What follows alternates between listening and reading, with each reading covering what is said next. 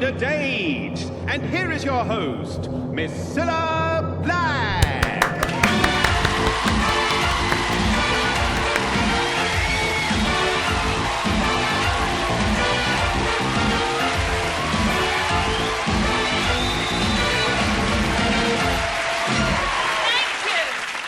God bless your cotton socks. Hello and welcome to Blind Date, the show that starts with a nix and ends with a match. So let's meet three lovely girls hoping to meet their match tonight. And they are Audrey, Dover and Dolly's mom, and Drama Llama Windy. There they are.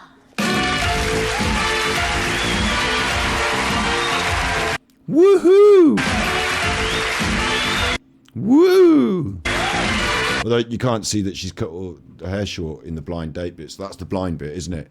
You can't tell what kind of haircut they've got. Hello, girls. Hello, Cilla. Oh, it's going to be Hello, Cilla. a good show. I can feel. Cilla can feel the vibes. Cilla can feel the vibes.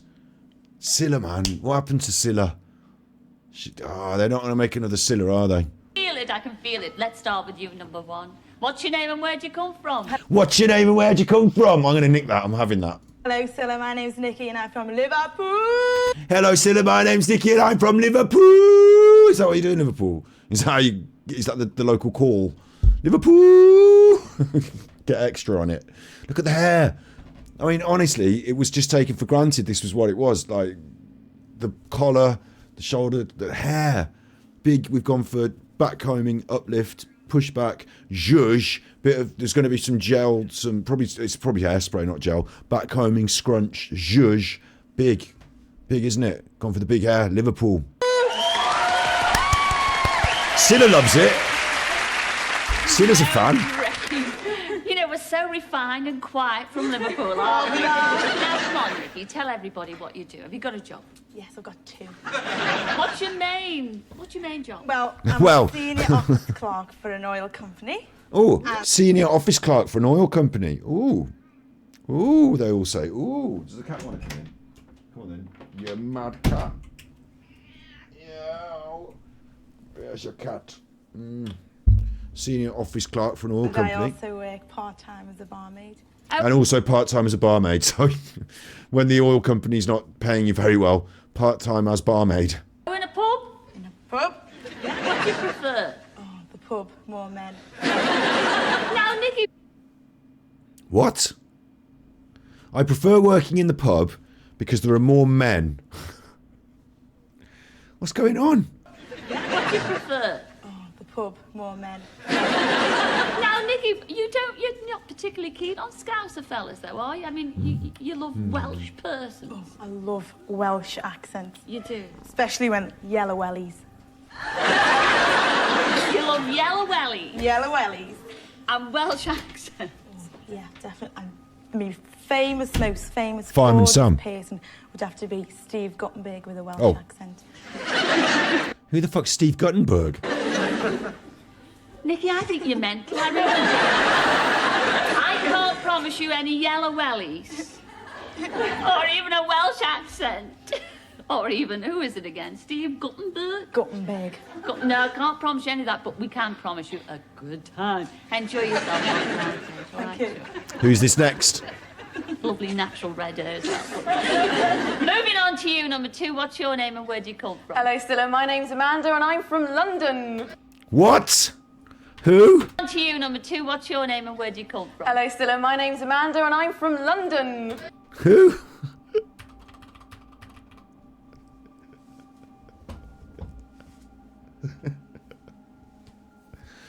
What? Who?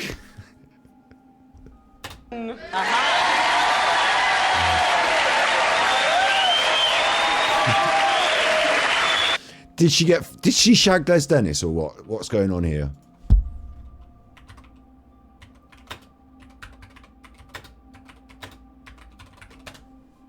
Amanda Hot, we can't do a poll in chat.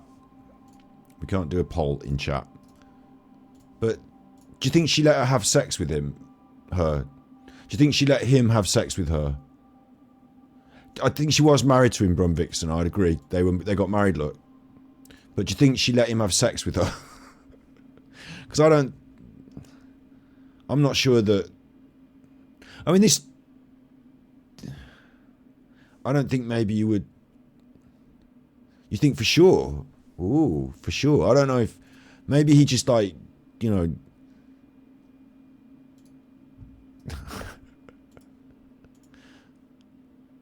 Maybe she does sexy things and he just has to watch. I'm not really convinced.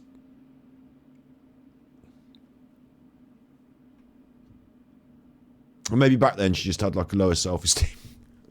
Is Les Dennis dead or alive? Because am I joking about it? I can't remember which bit I'm joking. Oh, look at this image. Look at this. Look at that. She looks quite pretty there. In a way.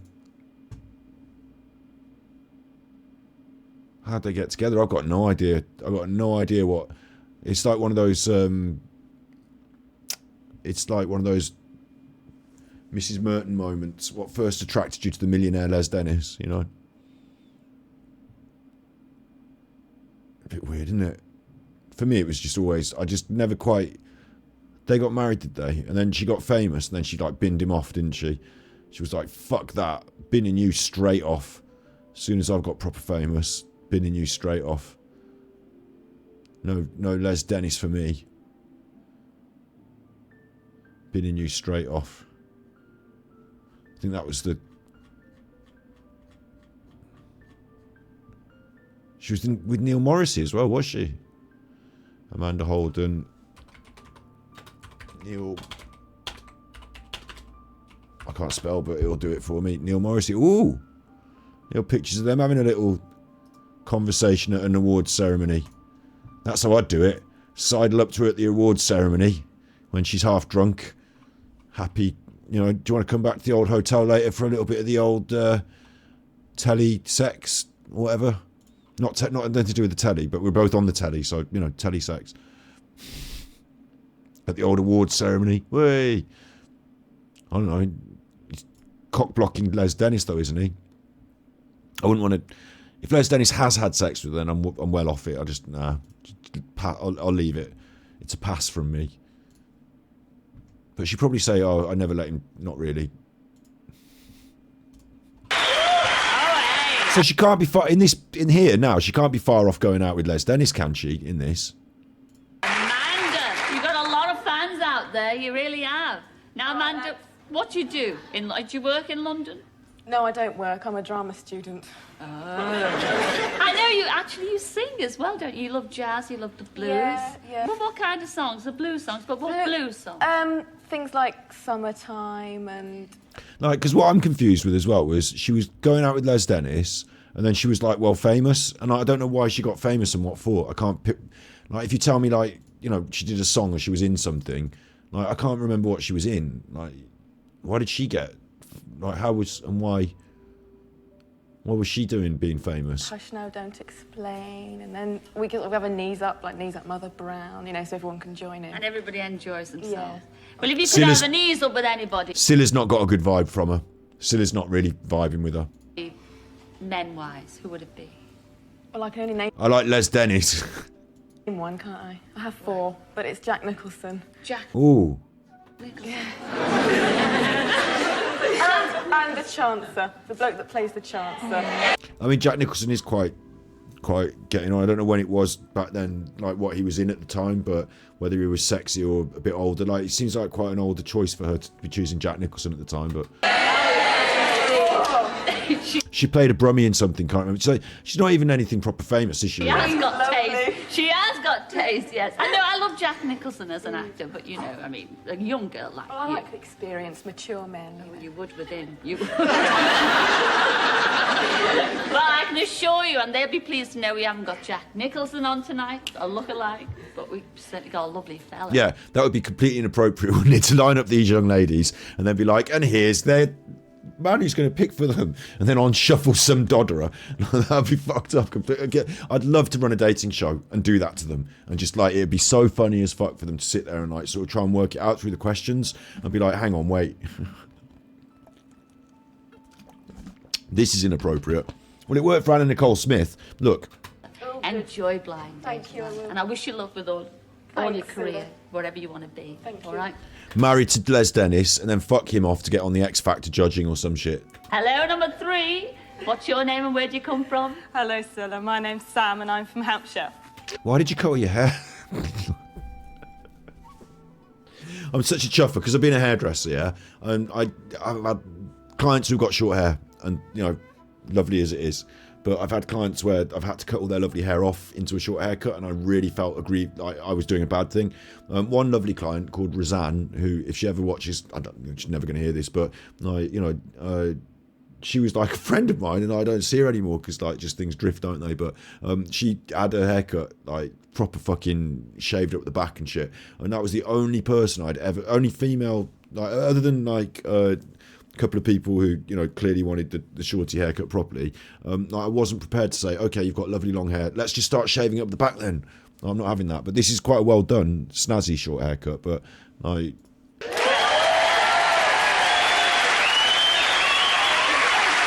But again, it's around the ear and stuff. It is actually shaved there, isn't it? It looks very tight up at the ear and stuff, which is appropriate for the short haircuts. And it was the 90s or whatever this, but you cut off, like, if I was the hairdresser doing it, I would feel like, oh, I don't know about this. Now, Sam, I know you're working very hard, but what are you working at? Tell everybody. I'm a student. I'm doing a degree It's very Vidal Sassoon, that cut. It's nice. in social science. Yes. And what do you eventually want It's to very 90s as well. be? Well, hopefully, if there's any jobs when I graduate, Oh, there will be. I hope so. Yes, there will be. I want to go into nursing. I know I... Well, there's fucking always going to be jobs in nursing, aren't there? Yeah, absolutely. So I hope she... So I don't really need to hear any more about her, do I really? All I want to know is who's this man that's going to be going out with Amanda Holden? Because he's going to pick Amanda Holden. If he's got any sense, he'll pick Amanda. Imagine you didn't pick Amanda Holden. Like, what kind of a nutter are you? You picked one of these other two drongos. Amanda Holden's going to be famous, mate. So you better pick her. Hello, Barnaby. How you doing, Scylla? I'm very well. Are you looking forward to all this? I certainly am. Oh, I know our I girls. certainly am. They're raring to go beyond those screens. This is weird because I used to watch this when I was a kid, so I used to think of them as like grown-ups, but now I'm a grown-up, I think of them as like, weirdos. Really are. Now tell everybody at home and Dean in the studio here. Drongos, I was being a bit mean to them. Drongos is like, it's an Australian term, I think. Like, not very, like, there's one shining star and the rest are just like dull drongo, like idiots. Like, I don't think these other ladies are drongos, but compared to Amanda Holden, they didn't get on the fucking cover of the Daily Mirror, did they? So, like, I was making a joke, really. Like, At the moment, because you're studying on. Yeah, I'm studying retail marketing. yeah, I at did think Manchester about Polytech- that. I did think about critiquing Scylla's hair, but I just think Scylla's an entity unto herself, so I just let her get away with it. This guy, on the other hand, has blow-dried everything up. Polytechnic.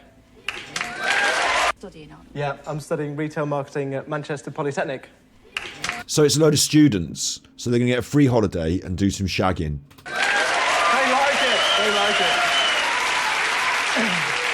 So you do have this secret ambition burning deep down in your Oh heart yes. Oh yes. to be a rock To star. be a rock star. Yes. Yeah. Yeah. What attracts you about being a rock Amanda's a good match, you see. She likes a bit of singing. star?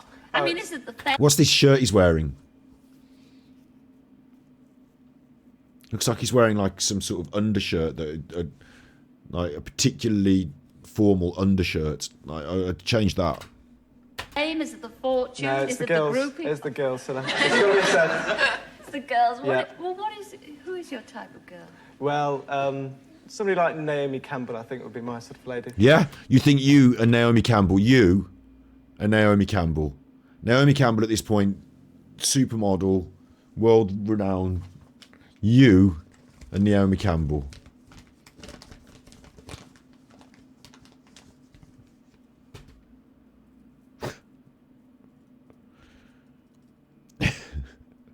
You and Naomi Campbell. I'm trying to think of someone called Campbell. You've got more chance with Kevin Campbell, but I don't think... Is Kevin Campbell a footballer or a boxer? He's a singer. Is he a singer? No, he's a footballer, look. You've got more chance with Kevin Campbell, mate.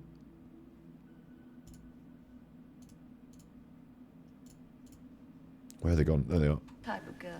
Well, somebody like Naomi Campbell, I think, would be my sort of lady. Yeah, that's it. Dry Malama Windy. Tina Campbell's suit, maybe, yeah.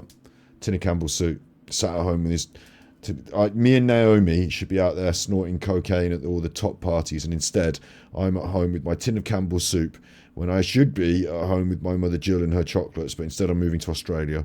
Failing her if you can't get her. Well, perhaps Patsy Kensit. Gosh. I'd settle for her. She's so cute. She really is. She's lovely. Amanda Holden, though, is very like, you know, Patsy Kensit style, isn't she? Naomi Campbell, I think, would be my sort of lady. I'm failing her if you can't get her. Well, perhaps Patsy Kensit. Gosh.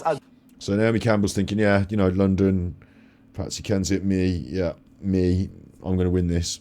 Settle for her. She's so cute. She really is. She's lovely, yeah. Have you got 3 cute questions to ask I have, our yes. girls tonight? Yes, I have. Well, go on, off you pop. Okay, right, question number 1. Recently, I've put on a little weight. Have you? Can you hear him talking? At that moment, I'm out. Recently, I've put on a little weight. I'd be like, done. We're over. I like, you know, whoever the fuck this is on the other side, you win, Amanda. I want you to win. So I'm going to start skewing this towards helping Amanda to win now. I'm not going to want to get picked. Fucking Winnie the Pooh over there. Like. Recently, I've put on a little weight. Have you? And I've had to make... You put on a little weight recently. And I've had to make another notch in my belt. Ooh. How could you help me get back to my previously slim figure? And that's to number 1. Okay, the correct answer is we're doing all the sex, so that's going to wear you out and tire you out. And also, you're not going to get to eat because we're doing all the sex. So, you know, lower calorific intake, higher exercise rate because of all the sex. Number 1. That's the way I'd go with that, I think. Well, Barn. Hi. Hi. As soon as you see me, Barnaby, you'll definitely be so lovesick, you'll definitely shed a stone or 2. Do you think so? Definitely. You're going to shit yourself. Excellent. I like the sound of that, sir. I do like the sound of that. Again, I wouldn't, if I was listening to her say that, I'd think, you what? I wouldn't understand what she's trying to point out and mean, so I'd just be like, no, I'm not going with you. She sounds devastating.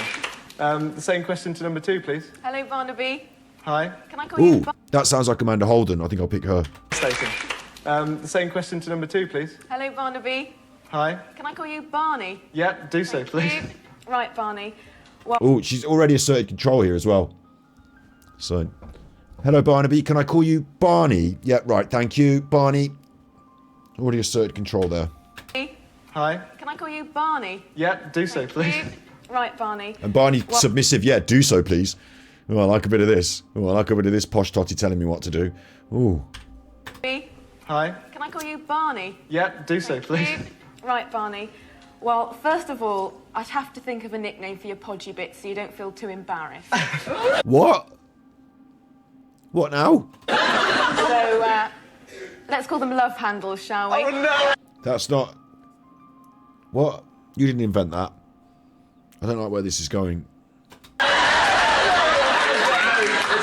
Name for your podgy bits so you don't feel too embarrassed.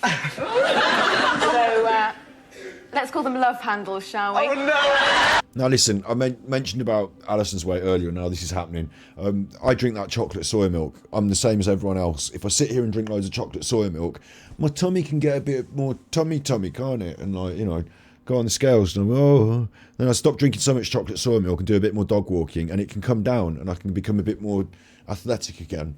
Don't do loads of like gym exercise or anything. It's just a careful balance, isn't it? But this guy is young and a student. I don't think he really has love handles. It feels like this is all contrived, but we're on to the weight issue again. It's weird. Today's episode has been sponsored by Don't Eat All the Fucking Chocolates. Don't Eat All of Alison's Chocolates. Alison's Chocolates.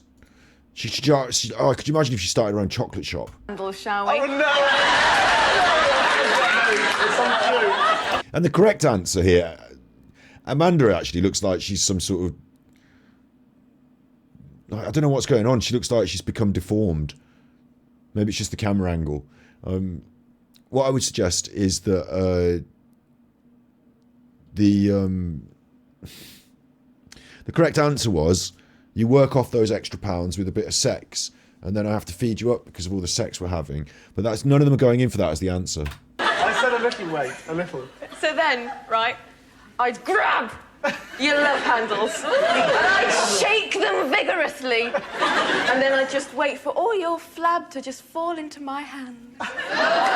I'd wait for all your flab to fall into my hands is not an alluring, attractive chat-up line. What? I think she means she'd turn you upside down, shake your pockets and wait for all the money to come out. I think she's a nutter. Don't pick Amanda. And then I'd just wait for all your flab to just fall into my hands. But the whistle in the crowd, right? I always thought if you're on blind date, there's a simple system. You get one of your mates in the audience. You know this in chat, don't you? You know this. You'd get your mates in the audience and you'd have them shout, you know, fucking pick this one. They don't want to go out, pick this one. You know, you'd have your mates trying to help you out. So I think someone's trying to signal here. The same question to number 3, please. Before I answer the question, can I actually say you're sounding rather gorgeous tonight? You certainly can. That's a bit fucking forward.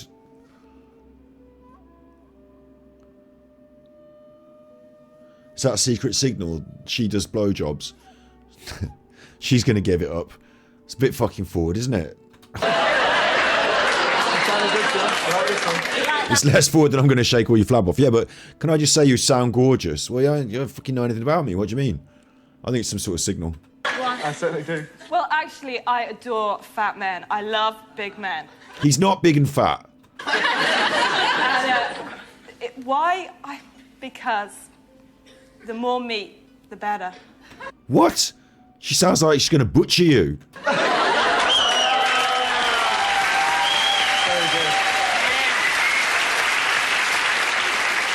Yeah, okay. Question number 2. This has already gone right downhill. Number 2. Is that the time already? I love sailing and have a 2-man racing yacht at home. A what, Rob? What? Racing yacht. He's got a racing yacht. He's got a what? He's got a what? He's the producer's nephew, look. He's got a racing yacht. Who's this chuffer? A racing yacht. A 2-man racing yacht. Racing yacht. What the fuck? What the...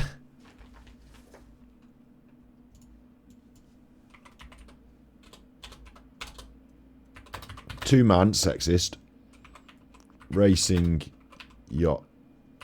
I wonder if they've changed over the years. He's got a fucking boat, little boat. Look. He's got a fucking dinghy. He ain't got a fucking yacht. Yeah, telling the girls you got a 2-man racing. I mean, I bet it's expensive, don't get me wrong.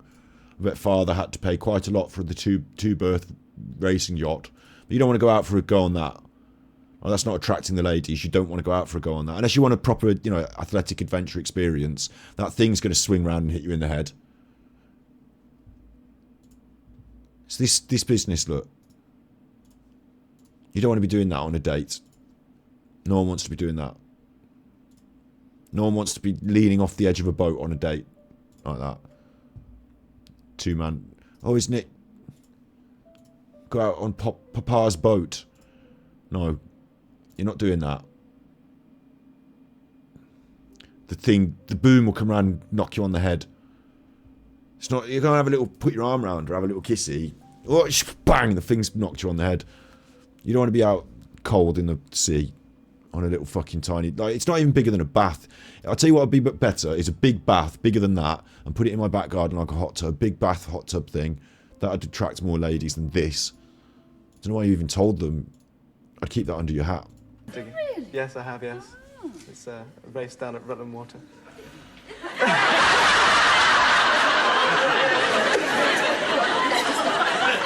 If you were crewing for me... You know that all the ladies in the audience think he's a bit of toff totty, don't you? They laugh. How would you look after your skipper? Well, Barney. Yeah. First of all, I think I'd have to sit you in the middle of the boat, because if you're a bit overweight, you know, I'd have to... They think they're talking to a big fat chuffer. I'll tell you what as well, mentioning the big chuffer as well, if it's your choice, like, you know, if you want to be a big chuffer and you want to eat loads of cakes, that's all right as well, isn't it, I suppose? That's your choice. Like, you know, it's up to you what you do. It's not my prerogative, I guess. But they think he's a big chuffer. I need to get some crisps to eat. I'm sorry, we have to distribute the weight evenly. And then I'd go downstairs into the galley and cook you a huge steak. So then I could make your love handles even bigger.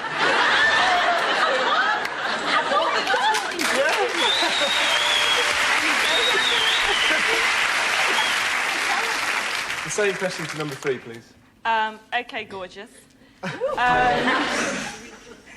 I'd probably Wait. swing your boom, rig, What did Amanda say? And then I'd go downstairs into the galley and cook you a huge steak. So then I could make your love handles even bigger.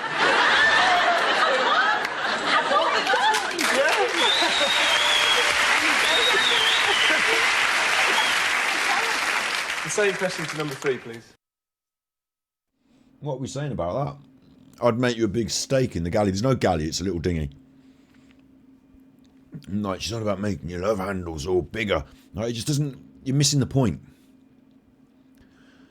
How would you do the thing for the skipper? Well, this woman's next, she was about to say at the boom, you know, I'd polish up your boot. I don't know, making an allegory for sucking him off or doing some sex. Like, we'd have the waters rocking. Make sure you brought your life jackets. Condoms. You know, you need to make it an allegory for sex. Don't make it about making food and fucking feeding him up and then throwing him overboard. It's weird. okay, gorgeous. I'd probably swing your boom, rig up your rigging, and I'd be your busty figurehead. Yes! Oh, dear. Okay. So she did that to imply that she doesn't really have a big chest, but she's implied that she's got big boobies the way she said it. It's all going a bit weird, this one. He doesn't know what he's getting. It's a lottery at this point. Same question to number 1, please. Well, Barn, I'd definitely wouldn't be crewing. I'd be navigating the love yacht to a desert island where you and I could have as many coconuts and bananas.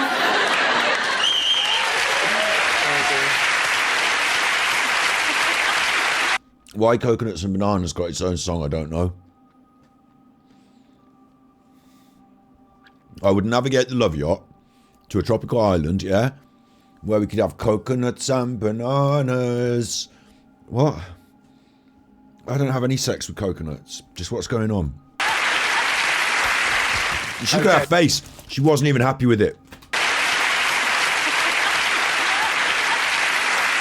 Look at that face. That's the face of a killer if ever I've seen one. What's going on with that face? She's not happy about her answer, is she? She's thinking it through and thinking, I shouldn't have said that. Okay.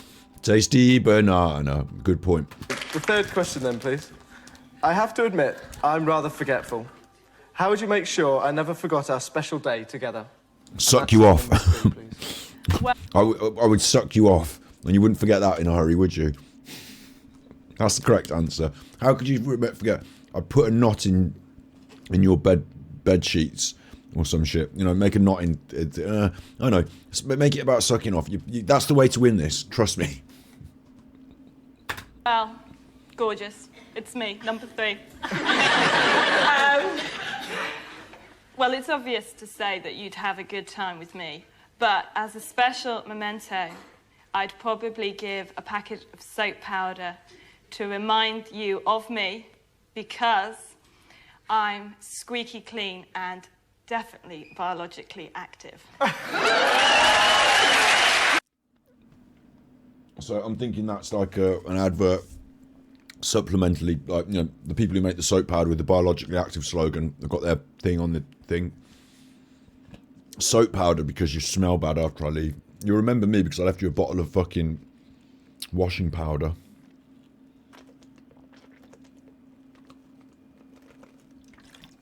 What I do Right, I would love to be on this. I should edit myself into this. What I would say is, during the sex, I would cripple your pelvis so hard with the sex. I would cripple your pelvis so hard with the sex that you'll be in traction until my next visit. So you won't have any chance to forget who did it to you, because I'll be stapling a photograph of myself to the opposite wall of your hospital bed, and that's all you will see until I return. That'll get them... That'll be... Good stuff, good answer. I like that. Yeah, I certainly do, yes. Okay, can I have the same question to number 1, please? Well, I'd have to give you the most biggest smackaroony you've ever had in your life. You'd never, ever forget my touch, and then you'd never, ever want to brush your teeth again. What? You'd never want to brush your teeth again? What the fuck? Where did that come from? Big kiss, I get it. Fucking hell. This is what they should say. I'm going to cripple your pelvis with the sex. You're going to have so much sex that you're never going to want to have sex again. I'm going to give you PTSD from the sex, and that way you will never forget me. Not after you've kissed me, you won't want to brush your teeth. Like, what? Of course I want to brush my teeth. Why would I want to brush my teeth? What are you going to do? You're going to make me super minty fresh every day. Like, I won't need to because I wake up minty fresh. Like, you're some sort of mint angel, like mint fairy. And what relationship has it got with my teeth? Why are the kisses affecting my teeth? And why is he just like, cripple my pelvis? Sorry, when I see it written down like that, it does sound a bit funny. Cripple your pelvis, yeah.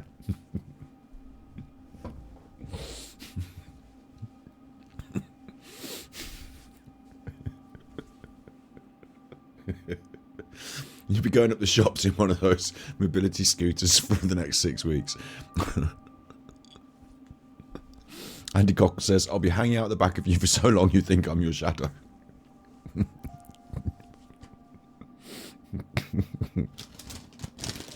It's going back to the sex swings, isn't it? Going back to the sex swings. We'll be down the garden centre, and I'm going to be getting you on the children's play sets in the garden centre, trying them out for strength. While people walk past in the garden centre, we'll be getting on. You think this one, love? What do you think about this? You get on it as well. Hang off me. Hang off me. See if you get right now. Rock. Is it going? Is it going? It's saying it's pretty solid. Get one of the attendants. Excuse me, mate. I want to try out some of the swing sets with the missus. Is it rocking? Is it moving?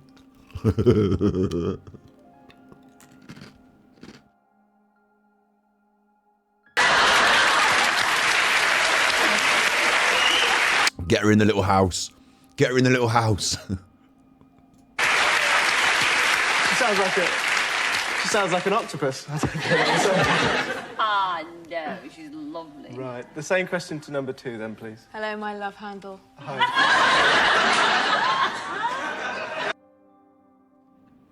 I think that's blown it. All the love handle stuff. I think that's blown it. Because I'm thinking of big hips. I'm not, I think that's blown it.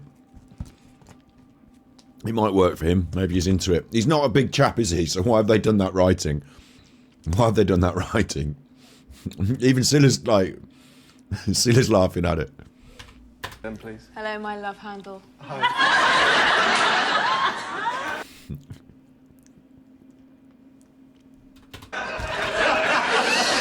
Can I call you Barney Bear? Yes, please. Everybody does. We moved on to the second nickname now. Isn't it weird the way when she looks up like that, her neck looks like really prominent and big and long and thick. Well, it's alright to have an attractive long neck, but it's the shot, it's the angle, the way she's like doing that, looking up at this big, thick. I wonder what Les Dennis said to her. Les Dennis has probably got love handles. Anyway, look. Well, Barney Bear, I haven't got a handkerchief to tie a knot in, so instead I'd have to tie a knot See, in something very... I told you go for tying a knot in stuff, wouldn't you? But it doesn't really work, so I don't want anyone to tie a knot in my dick. So please don't say you're going to tie a knot in my dick. I'm going to remember you, but not for the right reasons, and you're never coming back if you tied a knot in my dick. Close to my heart and give that to you. I haven't got a handkerchief to tie a knot in, so instead, I'd have to tie a knot in something very close to my heart and give that to you. Close to my heart. She means a knickers. She means a knickers. She should have said, I'll tie a knot in me knickers and give them to you. And then you can smell me dirty knicker.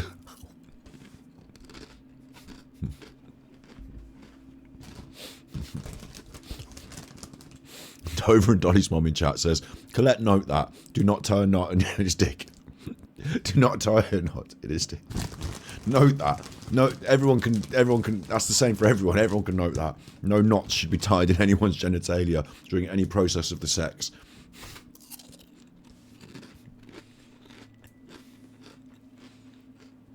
She's looking fruity though, isn't she?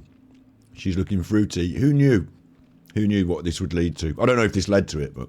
I think he's terrifying.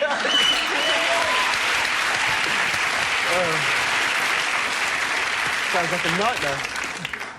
No, well, those three girls, He said, sounds like a nightmare. Sounds like a nightmare. You're going the wrong way about it if the man you're looking to try and catch thinks it sounds like a nightmare. And it didn't even. She said she would just tie a knot in something close to her heart, which I don't know what it is. Sounds like a nightmare. no, well, those three girls, three very lively sure girls. yeah. It's really harsh as well. Sounds like a nightmare. She's only sat there. Barnaby, I know you're shaking in your boots, and I bet you're sorry that you opened your gob about being a little bit overweight. Emphasis on the little, Sarah. I know, because you look terrific to me. Now it's... Yeah, you're not overweight at all. The writers were having a field day. It's the wrong expression. The writers were just, the writers were having a wrong un. The writers were having a wrong un. But I would hate to be in this position, having to choose based on these weird contrived answers from people whose only thing I could recommend to me was their voice.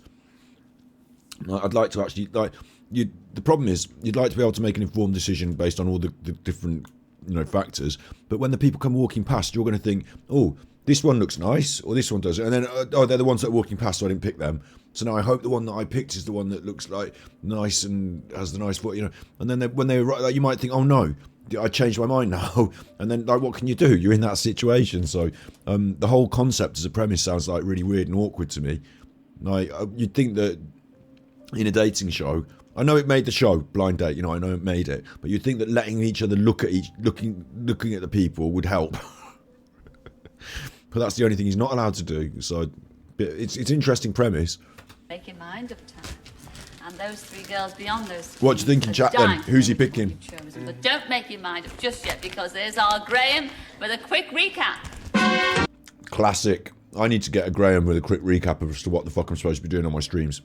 Well, Barnaby, will you choose Hot Clips number 1? She'd love to be your desert island disco girl. Or will you pick number 2, the love handler who might get her knickers in a knot? Or perhaps you prefer biologically active number 3.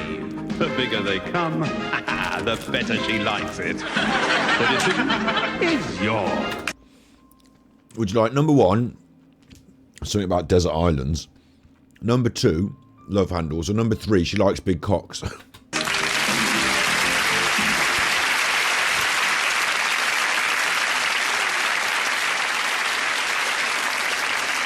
the big moment has come, Barney. Who are you going to go for, Chuck? I'm afraid it's going to have to be number 3, Sarah. Oh. No. No. No. I mean, she does look very posh.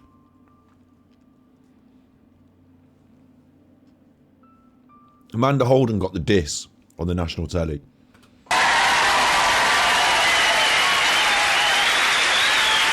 And look at this body language. Earlier on, I didn't really pick up on it, but she did an applause over the top of her look. Well, Barney Bear, I haven't got a handkerchief to tie a knot in, so instead, I'd have to tie a knot in something very close to my heart and give that to you. I think he's terrified.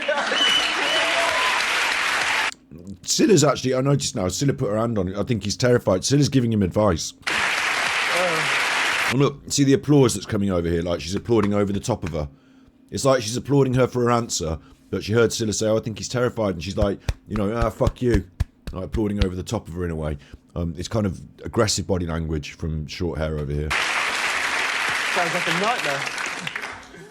Sounds like a nightmare. And then when she wins, she's all touching her.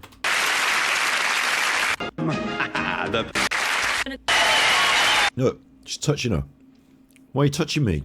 Stop touching me. Oh yeah, fuck you. Back in your box. Touching you. Amanda Holden's not having it. She's touching her back. Like, Amanda's not happy because she comes second, is she? So she's saying, put your fucking hands back where they belong, you silly bitch. And now she's grabbed Amanda's arm. And we cut from there. So Amanda was going to go and use her other hand. Look, Amanda's other hand is now coming into play. To palm on top of this hand. So there's literally a battle of control happening between these two with their hands. They're not touching it. Yeah, but this isn't supportive, I don't think. I think this is a bit of a microaggression. Like back and forth. Now, Barney, you're in for a treat, but I mean, you will be disappointed at the two that you turned down. I'm afraid so, yes. Oh. I'm afraid so, yes. Oh, how could you? First of all, you turned They're expecting a big fat bloke. down number one, and that was our Nikki from Liverpool. Well, she was never going to get him, was she? Come in, Nikki. She works behind the bar. Oh, and he's got a yacht, so they were never meant to be. He spotted her working class vernacular from a mile away and just thought, no thanks. Obviously, I would make a different decision, but poor posh boy here binned off what was probably quite the lively and fruitiest one out of the lot.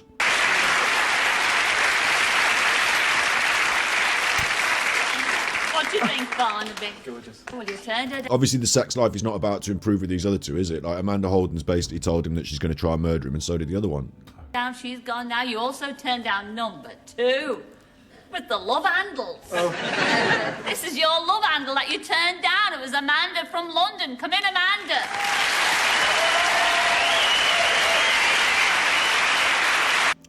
He's trying to get a peek. Amanda, ooh, you give her a little smile. Give her a little kiss. But he's not going home with us, so keep your hands off your chuffer. He's biting his lip. Did I make the right decision? What about Amanda? Because totally Oh, he fancies Amanda. different from Nikki. She's giving it some. He's biting his knuckles. You'll bite more than that. Oh, gorgeous. Never mind about that. Amanda's gone now, but here's your date for this evening. You chose a great... Well, what's she doing behind her? Great personality. You chose number... A great personality. That makes you think, fuck.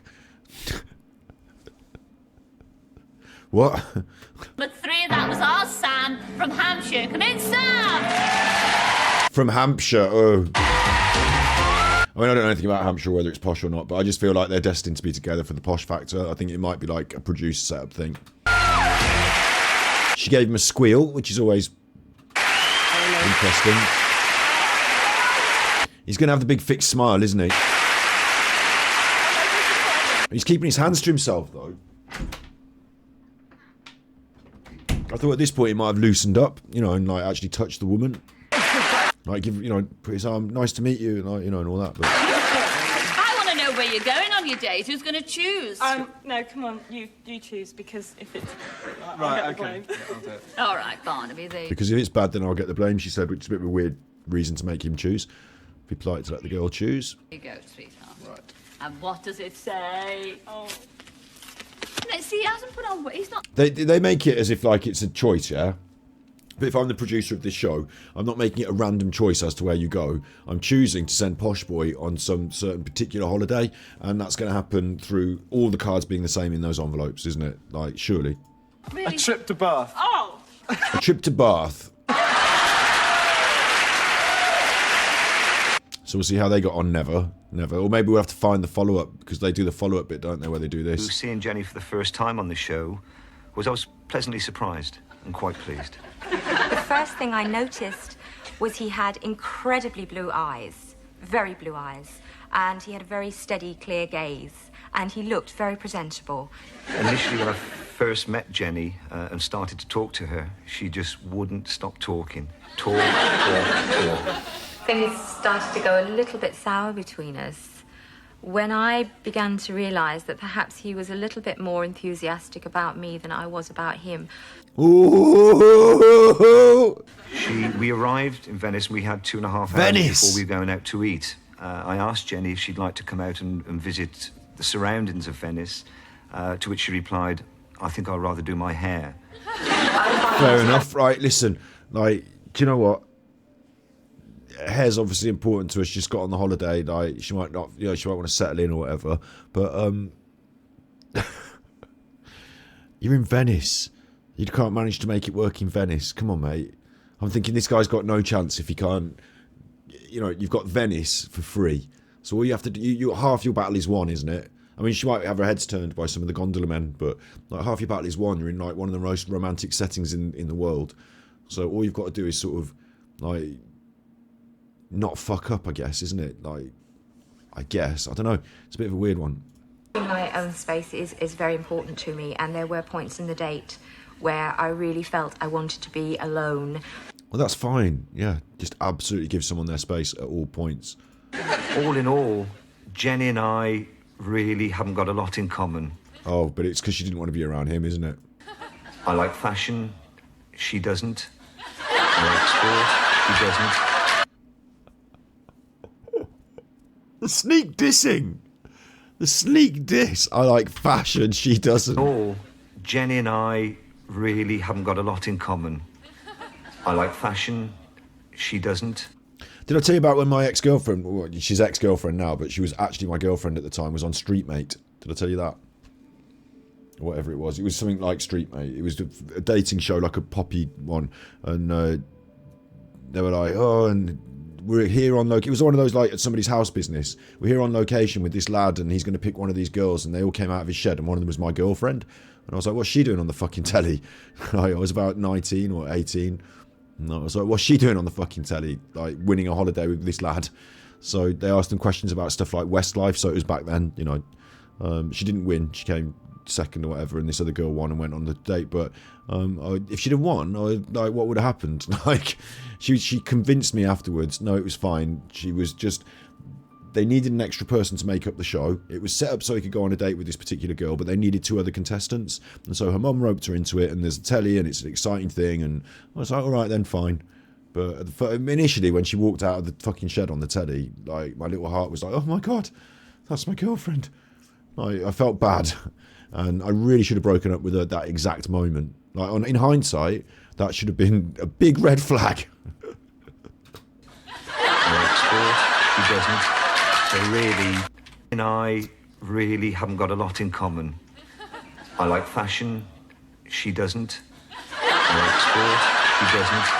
So really, we really didn't have a lot in common at all. Peter loves clothes. We spent more time looking around men's clothes shops than we did around women's, which I found quite unusual. It's normally the other way round, but... As we went along, it was just the niggly bits that got to me, the way she could eat and so fast. As soon as she'd eaten, she was off and wanted to go shopping. I think I would sum Peter up by saying that perhaps he does tend to lack confidence with women. He's very tense most of the time. Or at least he was with me. I mean, that could easily have been me, the way he was... She doesn't... Look at her little face. Look at her little... Look at this little cheeky face. This little cheeky face. She doesn't feel like being tense. She can loosen up. She was ready to loosen up in Venice. Reacting to me. Speedy to that shoe. I don't know, like, I've got told that I eat quite fast, and like, slow. My dad used to tell me all the time, slow down, like, it's not going to go anywhere. Slow down, you don't have to wolf your food. But I don't know, as a concept, like, if you're doing it deliberately, like, there is a point in enjoying the meal, isn't there, and just taking your time over it, and like, letting the courses come, and like, seeing it as a, like, rather than something we have to get through, it can be something that you can enjoy, I suppose. But it was a weird critique. I didn't understand it really. A weird critique of her that she ate too fast. But like, was he in Rita Sue and Bob too? Do you remember that? Way. I think Jenny will sum me up by saying, I'm certainly not her type of guy. I'm very independent, and I think she might just say that I'm a proven bachelor through and through. The Proven bastard. words that ran through my mind immediately were confirmed bachelor. I've been to many cities in the world, and Venice is certainly the most romantic I've ever been to. But with Jenny, there was certainly no romance at all. Oh, that's a shit, isn't it? That's a right shit. Do you want to now, ladies in chat? I can't let you go without this section of it. Do you want to pick yourself a nice hunk?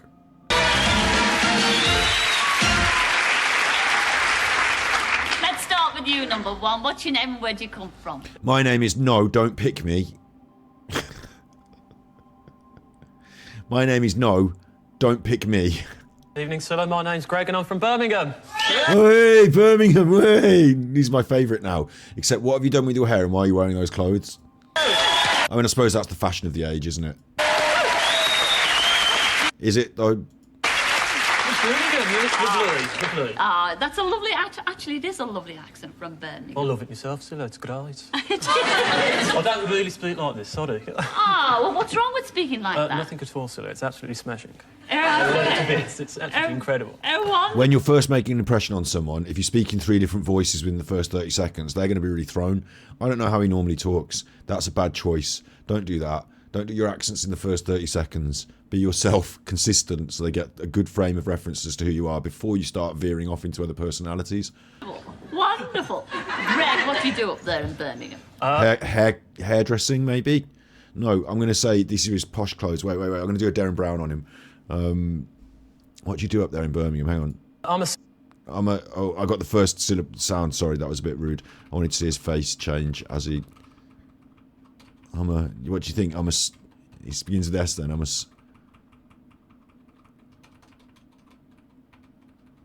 Sort of drops into it. He sort of drops into it. Falls into it.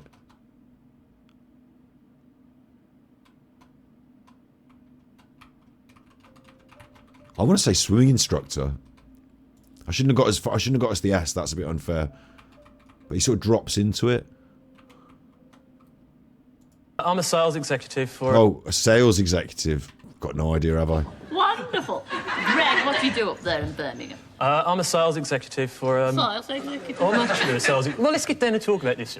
I'm a sales executive for a mechanical breakdown insurance company. For a what? Oh, terrific. I know. Oh, terrific, says Sinner. Which, at first, sales executive sounded great, but then mechanical breakdown insurance sounded like, oh... I'm a sales executive for a mechanical breakdown insurance company. Swing instructor, sewing instructor, swimming instructor. Oh, terrific. I know, But your real passion, I believe, is, flying. Yeah, I've done actually some microlight flying with a friend of mine. Micro flying. Now, is that hang gliding with an engine? Is that what it is? Very much so, yeah, very much so. It's... That sounds like, again, like that stupid boat. Just put that away, stop doing that. If you want to attract yourself a nice lady, stop micro-light gliding. Start interacting on a different level. You're not going to really want to take someone on a date micro-light gliding. Like, they're not going to... In general, I mean, there might be 1 or 2 out there. Maybe you can still find your special lady, but micro-light gliding is one of the inhibitants that you've got on getting a date. I'm still not convinced about the clothes. I almost think like he's bought these clothes just for the special for being on telly, and he wouldn't normally dress like this. It's a little bit more advanced than that now, then. If you could fly with anybody in the world, lady-wise, who would it be? Who would you take? Well, it'd have to be Demi Moore.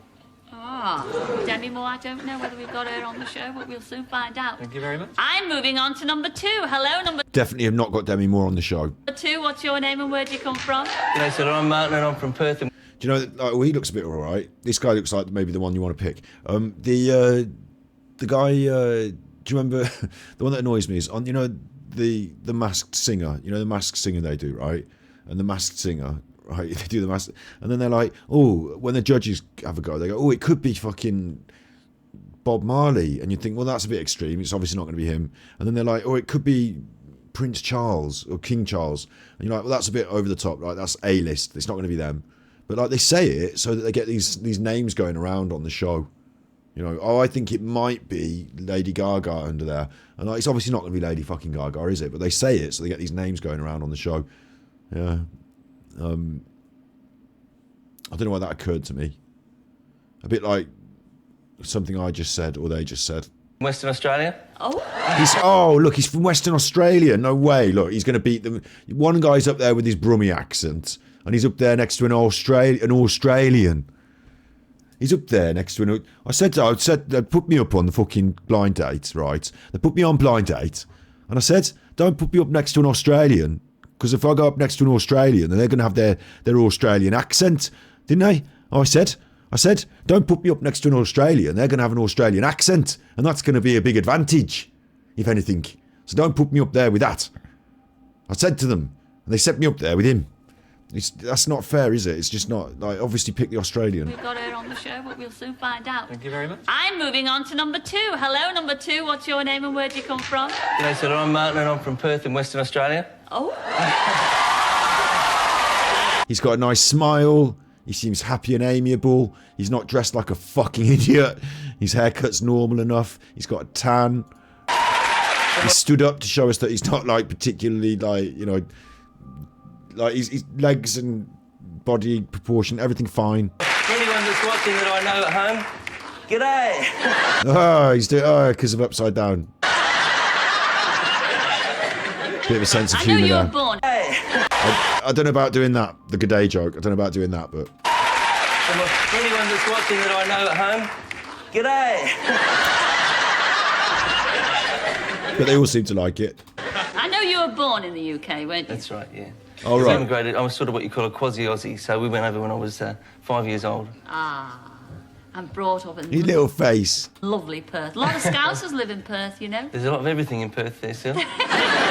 What's that for? Or why is that funny? I know. What are you doing at the moment? Well, I'm a director of a company. It's a design company and also a London art company. Design and London Art Company. So you make postcards and you sell them on the fucking tourist bus. Like, what do you mean? That lovely accent, you see. It sounds posh. People can have it like, I'm a director of a company, aren't I? I sit here and talk to you on the internet. Like, I mean, come on. You don't think they're real when you watch Neighbours? Yeah, they're a bit preppy. They're all a bit preppy. But you're going on blind date. You're going to scrub up. You don't know what the woman's going to be like. Like, if it was me, I would go for smart cash. And I'd probably, you know, scrub up, have a shave. I don't know, full shave. Probably just like, you know, still a bit of stubble on, I suppose. Wouldn't go the full like, you know, baby face shave. Probably end up chopping some of this hair off a bit because it's getting unruly now. Maybe even tie it back for the show or some shit. Probably wear most of the clothes that I normally wear, like smart jeans, nice smart. They don't make Onitsuka Tigers anymore, but I've got a pair of Box Fresh on. It's like I've started to buy 2 pairs of shoes when I like the shoes. Like, they're not making these anymore. It annoys me. Actually, it annoys me, but I've got a very smart pair of Box Fresh like that. Box Fresh with these. So I'd get dressed up in my smart new shoes and, you know, a bit of the aftershave. I wouldn't want to be like, I wouldn't go in there like in my goth phase, just in case like it really totally puts someone off. I'd want to be like sort of, this is my thinking on it anyway, for like dating would be almost like a blank template in a way. Not completely blank, not obviously my personality a bit, but like, because I think that most women would want to like, oh, he'd look good with a nice leather jacket on, or he'd look good with like, you know, X, Y, and then you could start dressing him up and like, you know, I think he's gone for a good neutral balance here. So that if they're going to judge him more on who he is and his face and these other things, they might want to, you know, I wonder what he looks like in his rugby shorts. You know, I don't think you should turn up in your rugby shorts, but you might look good in rugby shorts. Do you know what I mean? It's an omen away. This is the real business, isn't it, gorgeous girls? Isn't he gorgeous, girls? They went fucking nuts for it. Well, time to let... That's a real letdown for the Brummie who sat next to him who just got introduced. She didn't say that about the Brummie. Isn't he gorgeous, girls? Am I shy on a first date? It depends what the situation is. What's really weird is that I used to have a lot of dates where I'd be able to drink. So it's... Oh, we can do goth phase as well, because I'm quite happy to dress up in whatever way you want me to. But am I shy on a first date? I used to be able to drink, so like, I used to drink, and then once I've had a few drinks, then like, I can be Scotty Hottie and just be like, you know, Scotty Hottie and get into the flow of things. So I don't really know what it's like dating without drinking, because I haven't, like, since not drinking, I've had one serious relationship, and it wasn't really like we did standard dating, because it was a content creator that I met on the internet, and we were talking for a while. Like, it, you know, it wasn't like I had to sort of turn up on the first date and sit down at the restaurant and do the talking and all that. But yeah, so without alcohol, and that's also, if I'm really brutally honest as well, like, maybe I shouldn't be at this junction. We're talking about this sort of stuff, you know. If you've had a few drinks, I think the next phase is after the dating, like the sex bit is probably more. I wouldn't want to drink now to make sex better or easier, but I just think it's like if one person's drinking and you're not, it feels a bit weird that like they might be getting drunk and then you might have sex with them when they're drunk and you're not drunk. Like it puts a funny edge on it in my brain. So when you've got a funny edge on something in your brain, that's not ideal for sex, is it? So pot's good for sex. Well, I'm always smoking weed, that's true. Drink doesn't help sex, they're saying in chat. But it helped me to relax into the idea that I was like on a date and just going with the flow and stuff, I guess. So like I would have less inhibitions and no worries and stuff like that. Just, you know, having fun, like debauchery, like to the point of debauchery, I would say. So maybe that's not the best way to go as well either, is it? The debauchery route. So maybe now, I think in response to your question, am I shy on the first date? I think in the past I would quite happily get drunk and take you back home and shag you. But now I think I'd be a lot more reserved and a bit more, let's take some time and get to know each other. I think that's just a general change because of drinking or not drinking. Debauchery, yeah. Like honestly though, like, you know, I'm talking not just like, you know, some dates may have been like, you know, we've had a bit of a saucy drink and a bit of a saucy time, but other dates have turned into absolute full on, the sun is coming up and why am I still drinking and doing these things? Debauchery. Like full on, like things are going on, other people have got involved. Like shit's going on. Like, I don't even know, like, you know, sometimes I walked out into the early morning air and thought, where the fuck am I? Like, how did this happen? Do you know what I mean? Debauchery. So, like, where's my clothes? I need to leave now. Debauchery. So, I don't know. I don't want to go down those roads. Walk of shame. Walk of shame. Yeah, walk of shame. Debauchery, walk of shame.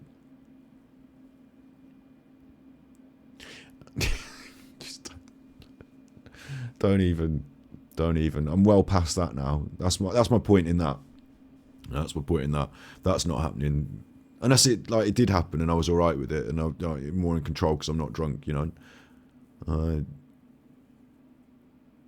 But there's definitely no waking up wondering where I am or what I've been doing. No, they're all dying to know who your favourite lady would be if you had the choice to go out with anybody in the whole wide world. And there are many ladies. Who would you go out with? Well, I really like Catherine Zeta-Jones from Darling Buds of May. Yeah, she's very pretty. Now, what turned you on to her? She's very fit. Yeah, she's really fit. She is absolutely gorgeous. Fit, he's saying, back in the old traditional sense of athletic. Enjoy blind date. I shall see you in a... Did he have a rod on there? It looks like he's starting to get a bit of a... Is that just the cut of his trousers? I know, I'm a boy, so you probably don't know this, but like with boys' trousers, the fly, I'm going to have to show you my fly. Oh, why am I going to have to do this now? This is probably a mistake. I'll stand up like that. The fly on the trouser here, like, see, I'm gripping that. That's not my, that's not, look, that's... That's not, this is just the fly bulges. Because, oh, you could, let's not do this. Let's not do that. I'm not doing that.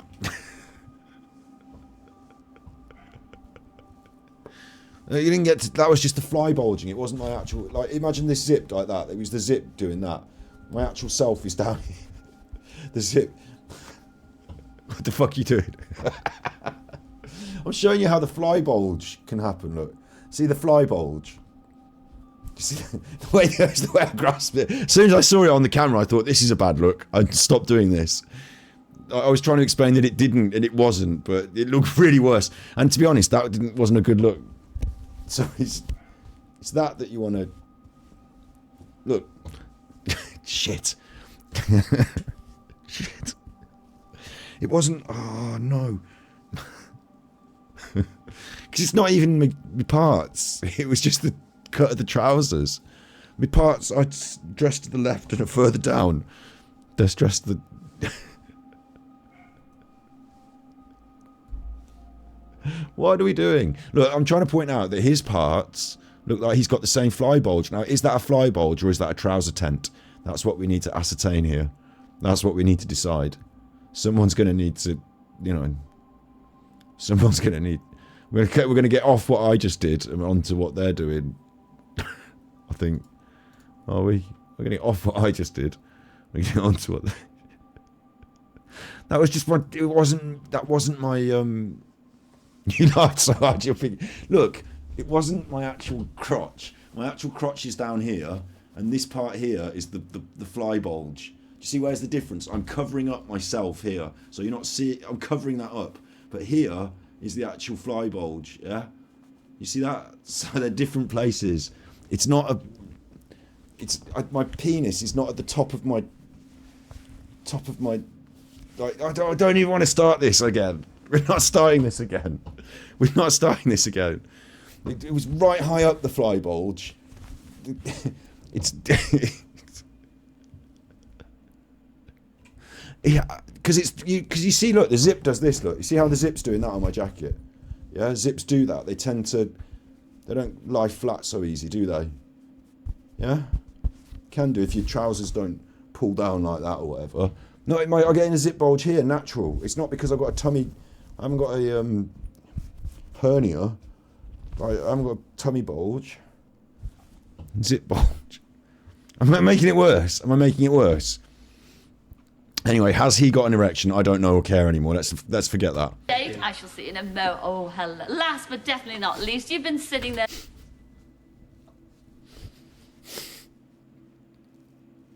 I've become the laughing stock on my own screen, on my own stream. I've become the laughing stock of my own stream. Taught them all how to edit, and now all they're going to do is edit fucking loads of clips of me in the fly bulge. The fly bulge is going to be... that's my Angry Alan moment, the fly bulge. And now listen, I don't make videos about other creators. He doesn't talk like that. I don't make videos about other creators, and I don't have a fly bulge. Stop talking about the fly bulge. Where's my screen gone? That's better. Divulge the fly bulge. It's just a thing that happens. Very patiently. Oh, he's been waiting patiently. So patiently his hair's greased itself up. He looks like one of the in-betweeners. Yes. Oh. He looks a little bit like somewhere between the bloke off Lazy Town who does the like he teaches her to do the, what is he, the bad man or something? I don't know. To be honest, I don't know who the characters on Lazy Town are. He's one of the characters on Lazy Town. Or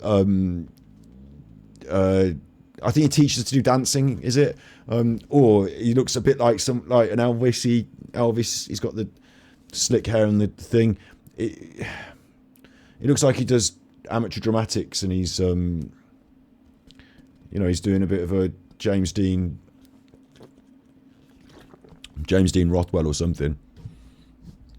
I don't like this guy on first impressions with the greasy hair and the smile. Mad Mickey, Driver Llama says in chat. I bet he's got a fly bulge. Man in red. Bond number 3. And here's one that's big for me. I can see he's not wearing socks. Back then we didn't have trainer socks, so I doubt he's wearing little shorty socks. He's not wearing socks. For me that's a no-no. I think I have to have socks on in my shoes. I don't know anyone, like, why can you get away with no socks in your shoes? What's going on in your shoes? When you take them off, what's going on your feet? I don't want all that in my house. You're not coming in. Like, no socks shoes equals you can't come in, because what are you going to do? Take your shoes off and then you've just got your feet out? That's not happening. I haven't got any house socks for you to wear, so you can't come in. Like, I don't always make everyone take their shoes off because we've got a dog and wood floors, but, like, what's this about? Maybe he's got long socks that go all the way up to the top, do you think? This whole thing, this whole rolled up trouser legs, one rolled up longer than the other, that whole thing's a no-no. He's lucky it's blind date because you can't get to see him. Tell everybody your name and where you come from. Right, the dog keeps barking. I'm now forced to go and let the dog out.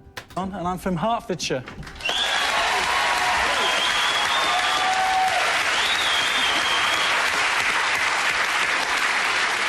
All right, John, what do you do for a living? Right, so I work for a major UK bank in their marketing department. You do. So you're a clever little lad, aren't you? Some disagree with us, but yes. And spare time, what do you do in your spare time? Well, a few of my friends and I, we've got a boat in Cambridge, and we go... You own this boat? Between us, yeah. You do? We do. It's not How a very big big one. Ah. The boat. Favourite ladies, if you could get any girl on that boat of yours, who would Right, it be? well, that's a very easy question. It's got to be Julia Roberts. Oh. She's pretty tasty. Yes, but she's took now. No chance She of is, Julia. yeah, unfortunately. Never mind. But we've got a super girl beyond those screens. I met her briefly before the show. And I'm going to meet her again now. So all three of you enjoy it. And I shall see you later, all right? See you later, lads. See you later. so much.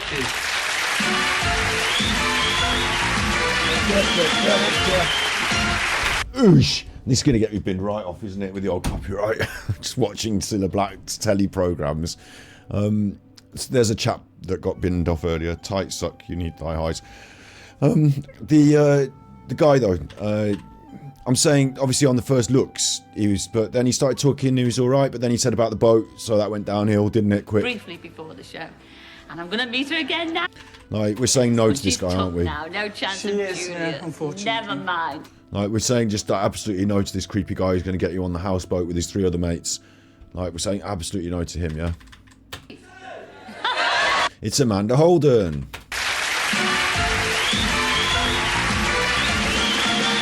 Stop doing the music. I like the music the best, but that's the bit that's going to get me the most copyright.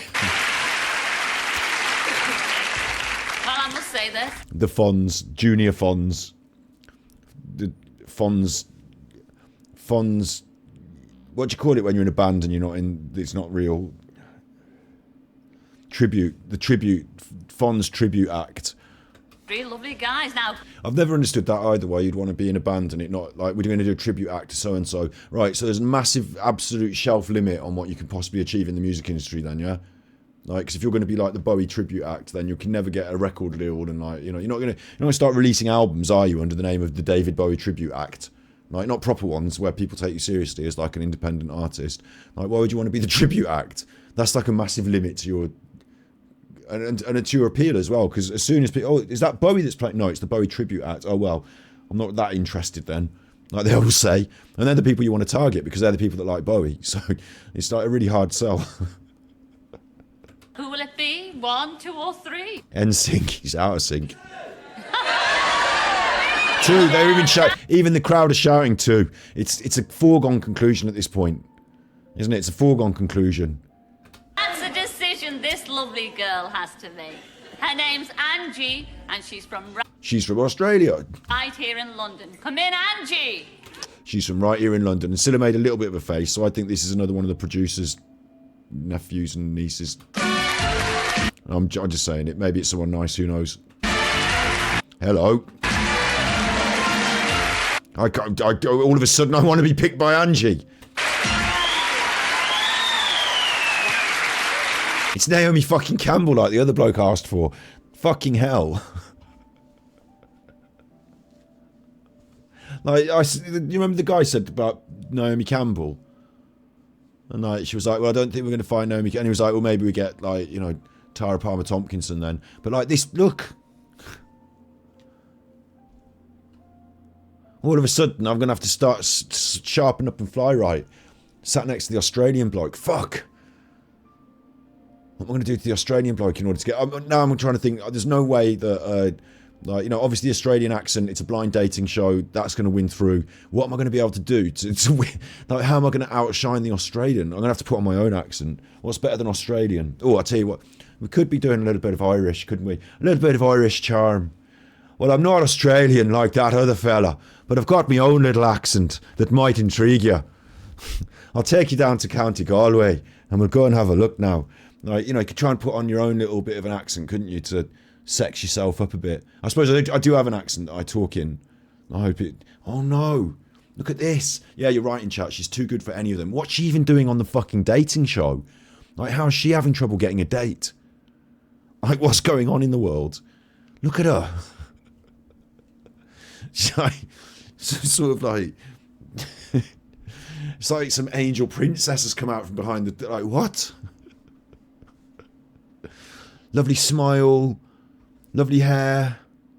She's got, like, slightly saucy... She's wearing this red thing over the top, which is quite, you know, red and see-through, but underneath it, she's got, like, the little black dress on as well, which is, like, banging, and the boots, look. Whoa! Whoa! What's going to happen is she's going to sit down, she's going to, like... What's she going to do? How's she going to, like, what is she going to do to say that makes it so you don't want to date her, that's wrong with her? I'm thinking she might sit down and she'll be like yeah, sorry, Scylla. Took me a while to get here. I was just in a work meeting. Oh, no. Like, what's going on? Looking's not cheating. Oh, sorry, Colette. I mean, look, let's be reasonable and fair about the contestants on Blind Date. This lady is a fucking 10. Look at her.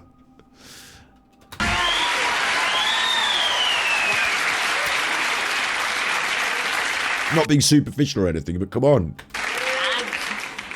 Tell the lads over there what you do. Okay. I work for Chartered Accountants as a receptionist. It's all right. Works as a receptionist. It's nothing special. Like, it's nothing special, nothing bad. But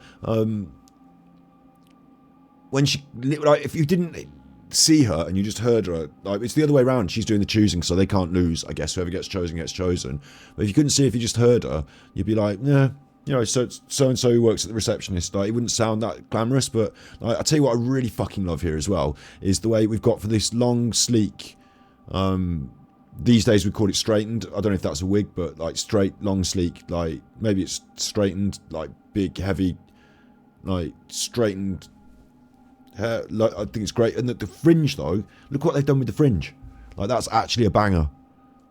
It's not disconnected. Like when you do cuts, like a fringe in itself is sort of disconnected anyway, isn't it? Your bangs, but it's not disconnected in like the sort of Tony and Guy sense where we chop chunks out of it. But they've just zhuzhed and frizzed the fringe, and look how well it works. Look how well it works. It's like it still feels like a full fringe, but it's got all that zhuzh and life in it. I'm banging that. I love the fringe. Really impressed. Put the wig on. You all want the wig on? Why do you want the wig on?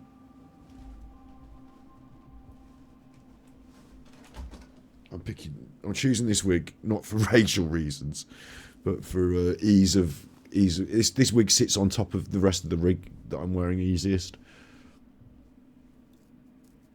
You think it's a wig? It might be a wig. Maybe that's it. Maybe she's like, you know, maybe she can't grow hair underneath there. Instead, she's just got like little head lumps and craters. And that when she takes the wig off, she's got like head lumps and craters. Maybe I don't know what her fatal flaw is. The long black one. I don't like that one. It makes me look bad. It doesn't make me look sexy. It makes me look like a goofus. Yes, but you really are into fashion. You would really love to be a fashion.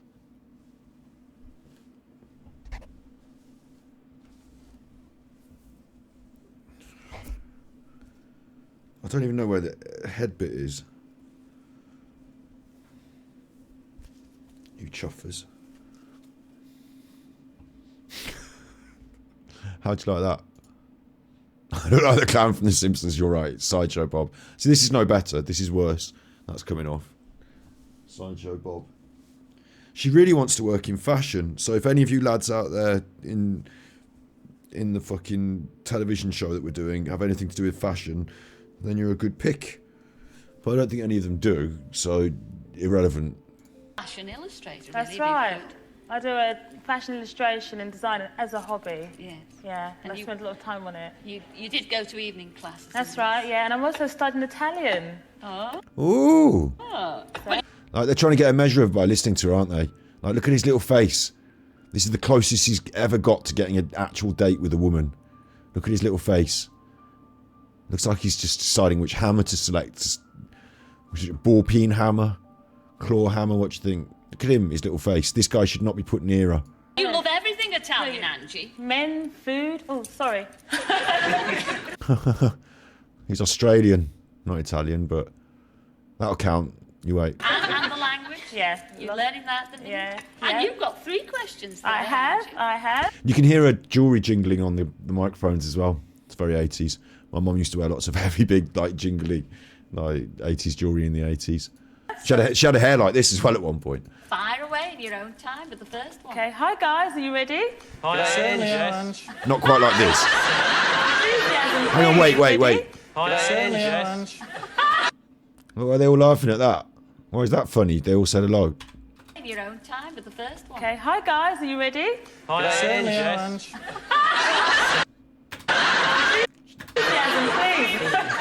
What? Why is that one funny? Certainly, Ange.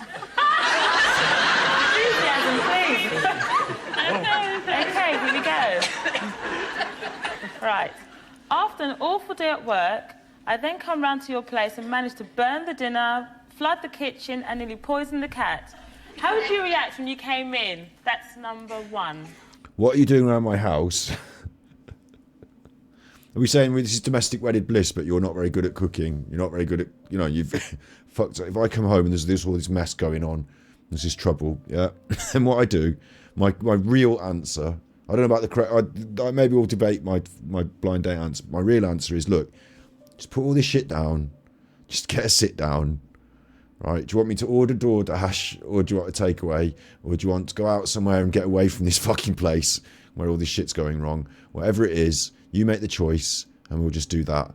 And you don't have to worry about any of this shit, because if that needs putting in the dishwasher, if that needs fucking, thrown in the bin or whatever it is, I'll sort that out. The burnt dinner, it's completely irrelevant. I do not care. I just would rather you felt better. So whatever your choice is on this, we'll do that. And then maybe we'll get a movie and just chill. It's no big deal. So yeah, you burnt my dinner and done a murder. Yeah, no, it's all good. I'll tidy up. You get your, because before you go out, if you want to go out and just sit somewhere in your favourite quiet corner of a restaurant or something instead of doing this bollocks at home, then we'll do that instead. And you might want to just quickly, ladies do, like to quickly do their makeup or get changed or whatever. You focus on that and I'll focus on tidying up all this fucking mess you made in my house. Hi, Ange. Hi. I'm a bit of a joker, so I think initially I'd be stern about the burn. Stern about the burn, right? I wouldn't be doing that. Stern about the burn. What would I say in this situation? You have to make it into a bit of a joke. I don't think I would. I think I'd just try and make what I just said into a shorter, I'd just say that, yeah. I'd just say, I'd put everything down, you put your feet up, or either put your feet up or put your slap on, and we'll just change this situation into a happy one. The flood, I'd have understood. Oh yeah, sorry, Soggy Brunvixen, that's a good point. Oh well, let's just shag. Yeah, that's the correct answer, isn't it? I forgot it's blind date. Yeah, so the dinner's not the only thing that's getting burnt tonight. So is your pussy when I rag it red raw. No, that's not what they're going to want to hear. But that's the blind date answer. That's the correct. You have to go with the sex, don't you? You have to make it about the sex. I don't care that you burn the dinner, as long as I get to burn your backside when I spank it with the fucking hot tongs. She's already poisoned her pussy. Oh no, Toto poison. Toto powder. Poison Toto powder. The moggy. Wait, hang on, what? Initially, I forgot about the cat. Be stern about the burn. The flood, I'd have understood. And we could both get soggy about the moggy. What?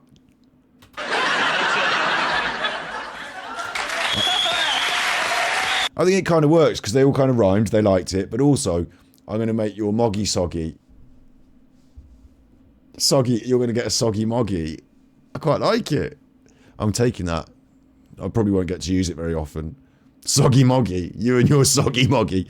I'll call people. I don't want to say Colette because she won't like it, but it's got to be a nickname, hasn't it? That out in town sometimes you say, "Listen, Moggy," and they say, "Why is he calling you Moggy?" And you have to say, "Because of my soggy Moggy." Never gonna give you up, never gonna let you down. He looks like that, doesn't he? He's very 80s. Is that why I'm still single?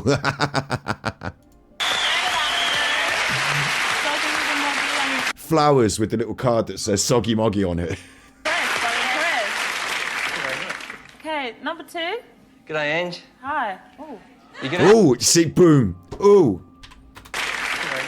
Okay, number 2. G'day, Ange. Hi. Oh. Ooh. Someone's moggy just got soggy. You're gonna have... That's it. It's over. Competition over. Now all he can do is let himself down by saying some weird shit about a soggy moggy. All he can do is let himself down. At this point, this is a top... There's not many gentlemen getting tips off me on the internet, are there? But top tips for gentlemen. Don't let yourself down. Like, I do it all the time on the internet. They see everything of me. Like, I just show them my fly bulge. But you don't have to. You know, if you're just a little bit reserved and you just don't make yourself look like a prat all the time, like, just hold back from doing that. You'll be thinking it in your brain, like, many occasions, you'll be thinking, oh, I could climb on this, or I could shout this, or this is an opportunity for my joke about the tits. Just hold all that in. Just don't do these things. Hold them back. A bit more of the strong silent type. The ladies will like that because you're not letting yourself down all the time. Try not to be a boorish arsehole all of the time and you might get through. Can we see it again? Okay, number 2. G'day, Ange. Hi. Ooh. Ooh. G'day. Oh, you wanted the fly bulge again. I thought you wanted this.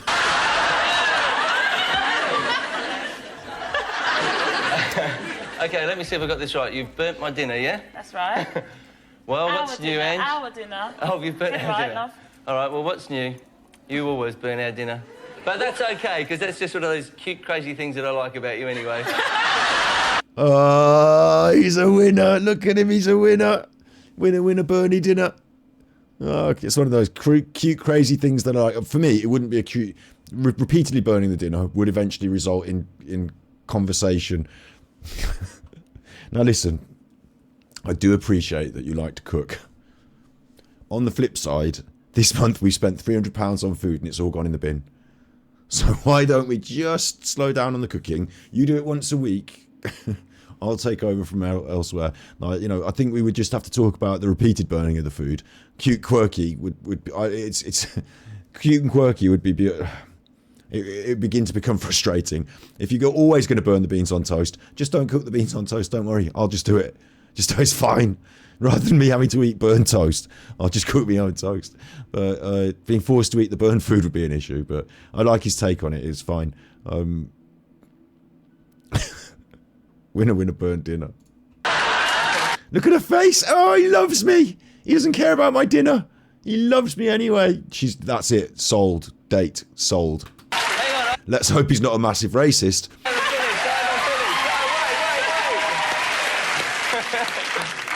So I guess we're going to be eating out tonight, and... Ooh, you could have made that a bit more, you know, guess I'm going to be eating out tonight. Hey. So he didn't... As far as the cat goes, well, I never really liked the cat that much anyway. We're all laughing at the fact he doesn't like the cat. I wouldn't like that. Eating out at all you can eat buffet tonight, ladies. Or, well, all I can eat. Way! All you can force me to eat. Look, anyway, look. The cat's dead, doesn't like that. No more soggy moggy.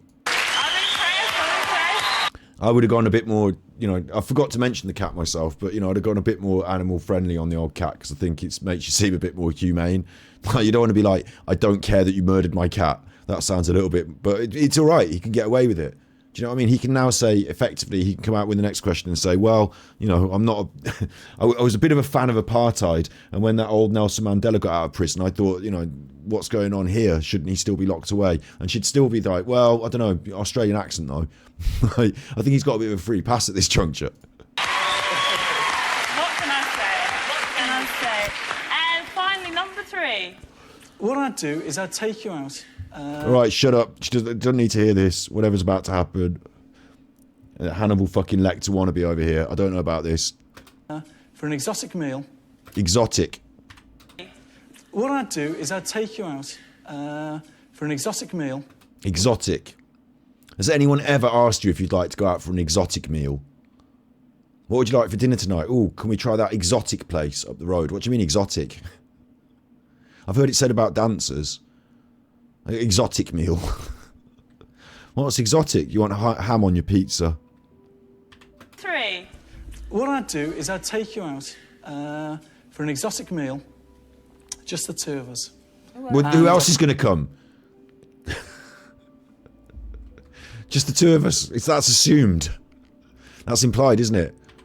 Finally, number 3. Number 3, man. Number 3. What I'd do is I'd take you out.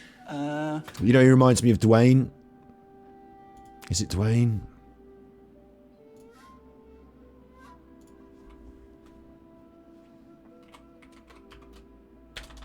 Is it Dwayne? I don't care anymore. Like, this stream's going the way it's going. I don't care anymore. I'm an animal now. Is it Dwayne?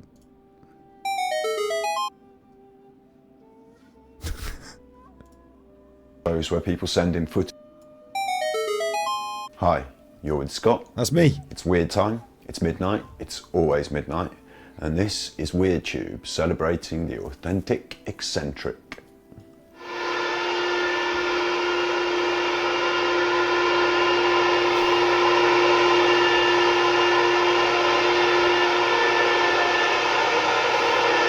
Tonight, we're going to take a look into the memory hole.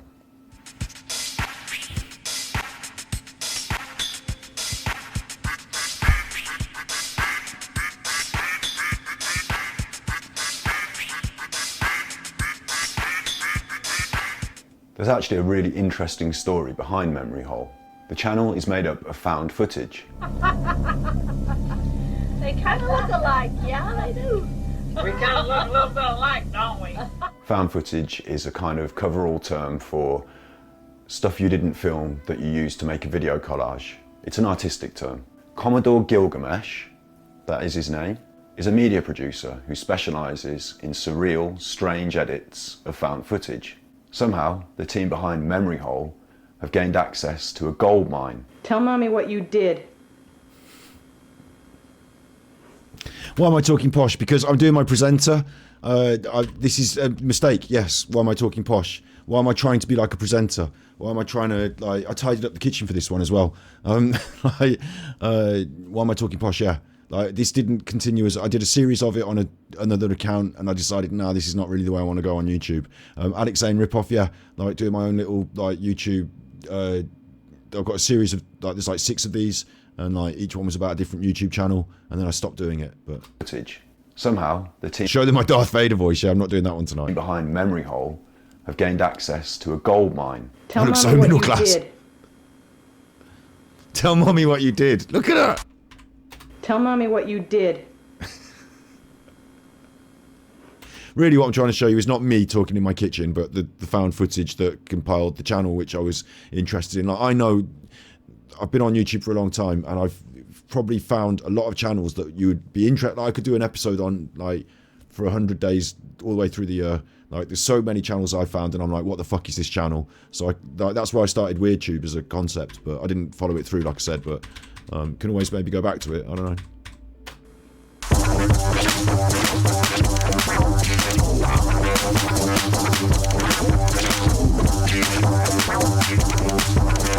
You know those shows where people send in footage of their home movies to try and get them onto the TV, win some money? They're usually about half an hour long and feature the best of all the clips that I'm waiting for a particular clip to come up, so are sent in. Commodore Gilgamesh and his friends have got their hands on all those that didn't make the cut from one of the longest running and biggest shows of its kind. Report me, then go to them. I like this one.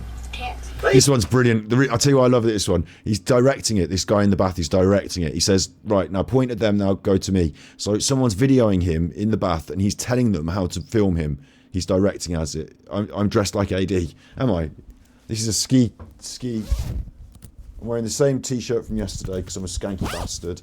And this is the skiing, and it's where we went to film in Stugan. It's a little memento of that. It's just a little top though. It's like not very thick, so because it's summery and also a little bit warm. So this guy's directing this. Listen, I love this. This still goes off in my head on like a weekly basis. Okay. Report me, then go to them. Point at me, then go to them. And like he's done his hair, and he's taking it very seriously. Look, he's in the bath. These are the Ninja Turtles. She doesn't wear no girdle. He hasn't got a big muscle. Try it again. Try it again. You didn't get to point. You're supposed to point at his muscle. She doesn't wear no girdle. He is a ninja turtle. He doesn't got a big muscle. Like, he's doing his rap. These are the Ninja Turtles. She doesn't wear no girdle. He hasn't got a big muscle. Try it again. Try it again. Be fast with it. You've got to be fast with it. Like, could you imagine being directed by this guy? And like, why? What are you doing in the bath with the Ninja Turtles and your rap? And why would, like, imagine this goes well and he films it correctly. Who are you sending that to? Why is this rap? How is it going to? You gotta be fast with it. These are the Ninja Turtles. She. They say one man's junk is another man's treasure. In this case, what was not suitable for a primetime television audience is perfect for WeirdTube. So these were all actually videos that were sent. I should have explained that better in my video. They're all videos that were sent into America's Home Videos, but obviously they didn't want them. So they just fucking binned them into a bin, and then someone else bought them as a job lot.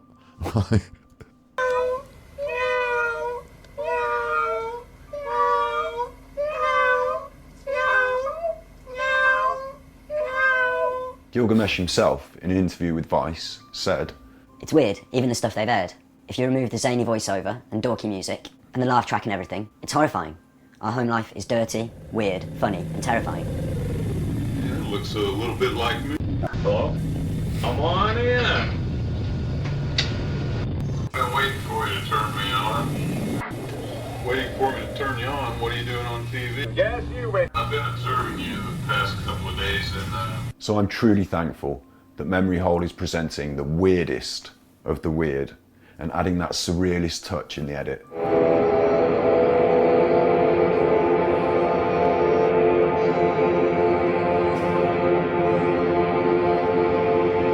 The Memory Hole is not the only place to find the work of Commodore Gilgamesh. He has a multitude of YouTube channels. I've forgotten what I'm looking for now. And accounts across various platforms. This is partly due to some of the accounts being taken down. Obviously, the people who sent in their videos didn't realise they were going to be part of something like Memory Hole. But Gilgamesh explains, I found plenty of videos at times in thrift stores, and that feels really invasive and weird, and I've never felt comfortable with it. But this is something that the creator was so proud of that he or she mailed it in, with hopes of the world seeing it. So it's their decision, which is really, really awesome. the hardcore YouTuber might have already spotted that Gilgamesh is behind Everything is Terrible, which is also weird. Well, I usually look in magazines or see what the kids at school are wearing. Wait!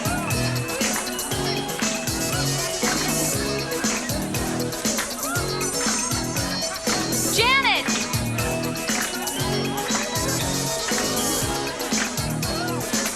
Donnie! Everything is terrible. That was it, Dwayne. That was what I was looking for. We might as well watch the rest of this now. Not that it matters because this is on a separate account. I get nothing from it. But it's been around for several years and is slightly more focused on the television output. Memory Hole keeps things about a minute long and these little energy shots of weird. Are you singing Rockabye Baby?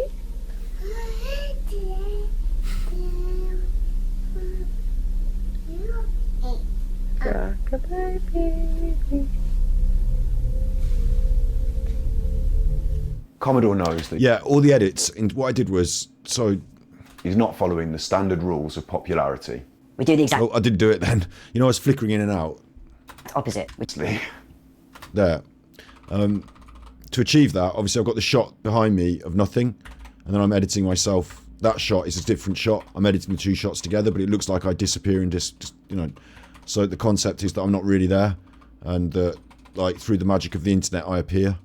I'm a live streamer now, so it is different. But back then I was making videos, so I'm always available and like in the internet. Like I exist in the internet, like I'm on YouTube. So you turn it on and I appear, like at your behest there. So at the end of the videos, I disappear from the frame in that way, and I was masking all the edits instead of having jump cuts or transitions where like you know different other that's my transition that I was doing. I did it for all of the edits for this series for that reason. Sounds a bit bizarre, doesn't it? But it was a choice I made. Gilgamesh and crew have also produced long-form weird films. They've taken their shows on tour, and they hope to break into mainstream television. Memory Hole and Everything is Terrible are clearly works of art. I managed to find a rare interview with Commodore Gilgamesh where he talks about his influences. And I just wanted to basically ask you about how you see the relationship of Everything is Terrible in relation to, say, the Emergency Broadcast Network and Craig Baldwin and Negativland and the Culture Jam movement of the 90s and so on. We're huge fans, deeply inspired. It's why we're here, you know, the natural evolution of all of their work. We actually just did a show with Mark Hostler of Negativland a few weeks ago. He came to our show in Asheville and he was like so excited, and it was like so amazing that he said to us that exact thing. He said that like when they were doing this, they were like, we always were like talking and joking around about how one day someone's going to take this even further. And he was. Isn't it nice? Did you see my little joke earlier on when I did his voice in the interviews? I read it out and I changed my voice to make it high pitched like that because a different voice. So when I've actually got a real interview of him, I've changed his voice to be high pitched. That's another little editing trick there. Like, that's you guys, and it was like. Little joke. My heart swelled up. So, I mean, just obviously inspired and everything. Just so far, it's agitating. Funny joke. Outputting up. I'll bring you some. I'm going to say I can't do it. Can't do it. Funny joke. So, Everything is Terrible.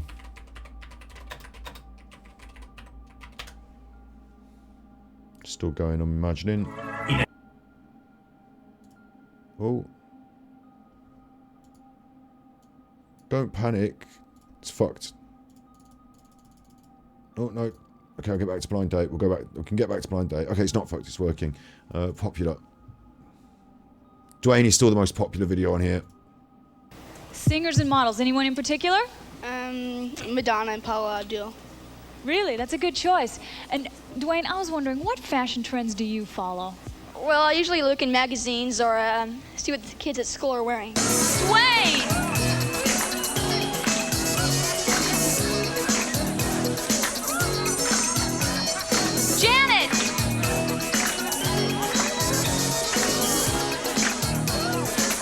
Donnie! We have Jana! So that's Dwayne, and that's the vibe I was getting. That's why I wanted to get this back. Dwayne. For an exotic meal. Exotic meal. What I'd do is I'd take you out for an exotic meal. Just the two of us. Just the two of us. And I'd leave the cat back at the ranch to clear up all your mess. Our mess. That sounds good. That sounds good. Hey. That sounds good. That sounds good. Never talk to me again. Okay, my second question. I dream vividly every night. If you could feature in one of my dreams, what would you be and why? And that's to number 2. If I could feature... She's asking number 2 outright now because that's the favourite. If I could feature in one of your dreams, what would I... What was the question? Hang on. I should pay attention for this because it's fucking blind date. Come on. I'm never going to get picked if I don't listen to the question. Okay, my second question. I dream vividly every night. I got that bit. If you could feature... You're just having sex dreams. I got that bit. I dream vividly every night. If you could feature in one of my dreams, what would you be and why? Other person having sex with you. Ding. It's like a quiz show. Ding. Other person having sex with you during the sex dream. I'll be the person in the sex dream having the sex. That's the answer. That's the correct answer. I suppose you could do it like, oh, you know, in the land of dreams, like, I don't know, what would you do? Just make up some shit about being a big sexy lumberjack or something? Or has it got to be like to do with like I'll wake you right up. You can I can't think of anything sexy to do with, like, I was thinking of a big cup of cocoa, but that sounds a bit like, you know, I'm doing like sex, you know. Don't get me started on what it sounds like. The psychological implications of me thinking of a big cup of cocoa. Don't even get me started. So, what is there bedtime wise that I could bring into, like, oh, you're having a nice dream and I'm doing the sex? It sounds creepy because you're asleep, so I shouldn't be doing the sex to you while you're asleep. And that's to number 2. Dreaming every night, eh, Ange? That's right, mate. That's right, mate. She's doing the voice herself now, mate. She loves it, mate. Star in your dream, then I guess it's going to have to be on the beach in somewhere in Australia, and you'll have to be sitting there in your one-piece cosy on a towel on the beach, looking out at the waves. I'll be the guy out there tearing those waves apart, waving back at you. Cooey, cooey. That's a bad answer, actually. Starting to let yourself down there. I'll take you to Australia. I'll be the one there rubbing suntan lotion into your back while the surfboard gently shades your gaze. And then I might turn the suntan lotion onto myself, and then we might get the suntan lotion everywhere, and then might be doing all the sex in the suntan lotion, something like that. Not I'm off in the sea. That's not the answer, mate. Is it? I'm off in the sea. Dip your marshmallow, that's a good one. I'm off in the sea, that's not good, is it? Yeah, but you see, the thing is, right, you're listening to this, you're still thinking he's got the Australian accent, and now he said he's a surfer. So now I'm imagining someone like, you know, sexy and surfy. So, allow Factor 50 lube.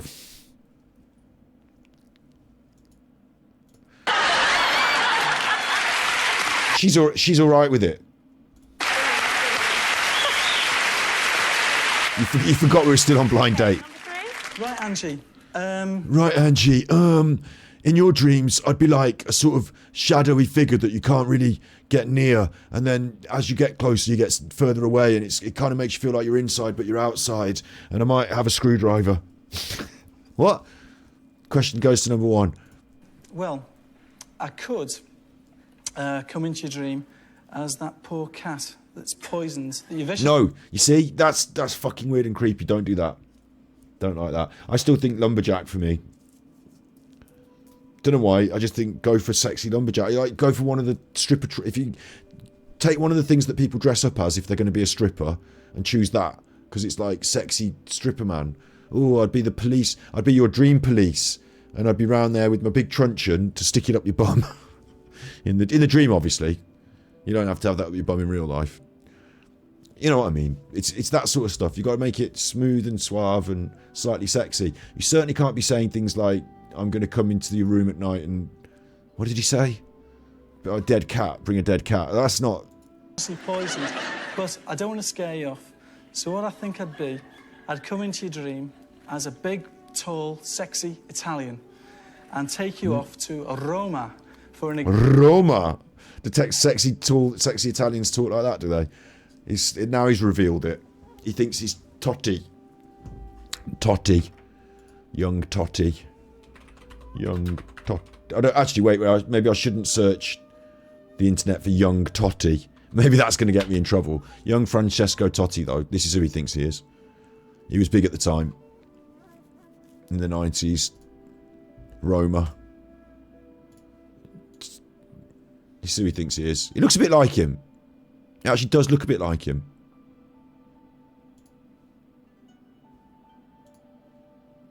You'd have a bit of young Francesco Totti, I tell you. Even I would have to have a bit of young Francesco Totti. But this chap, not quite. He looks like the Addams Family version. Exotic weekend, just the two of us. Let's hear a bit of an Italian then. Oh, is it midnight? Oh, it's always midnight. Bang on. We run over at midnight. That's brilliant. Well, in a way, it's good. In another way, what the fuck am I doing? Just yabbering away on the internet all night. After blind date, I might even still play a bit of Genshin Impact. You never know. I did promise it. He's got the Superman hair. She's going to call him out now. She's going to say... For an exotic weekend, just the two of us. He said exotic again. He thinks if he says the word exotic, the ladies like it. I bet he's wearing Tarzan underpants. I bet he's wearing... You know, the... Why am I asking for this? Underpant.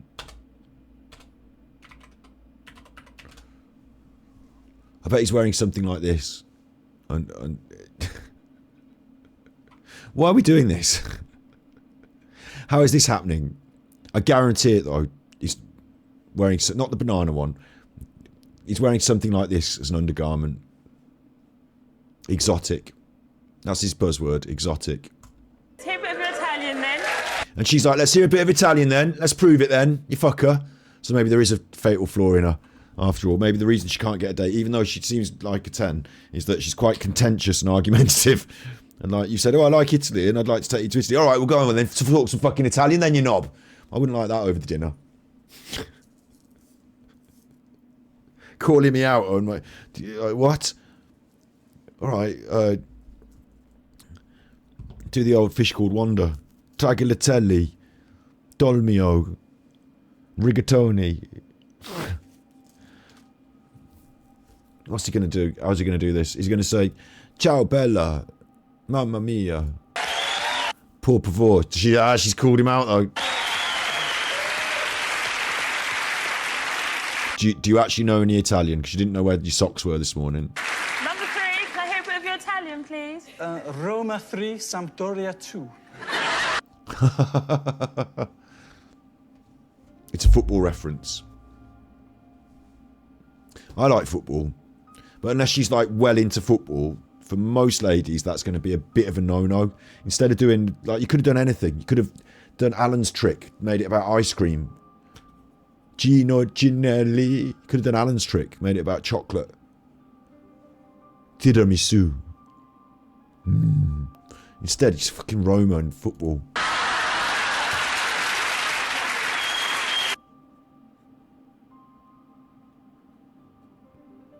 Colette's saying she has jolts before she goes to sleep. I get that sometimes. I used to for a while. I actually, like, I don't know if it's neurological like you, but for a little while I was like, I don't do it anymore actually. It's weird the way it just disappeared. But for a little while there, I would like literally just like wait. I'd be about to fall, like I'm completely asleep almost, and I just like completely awake, like bang. Why am I really awake? I don't have, like, the alarm didn't go off or nothing. Like, that's handy. I really would like to be asleep, but instead I'm completely awake now.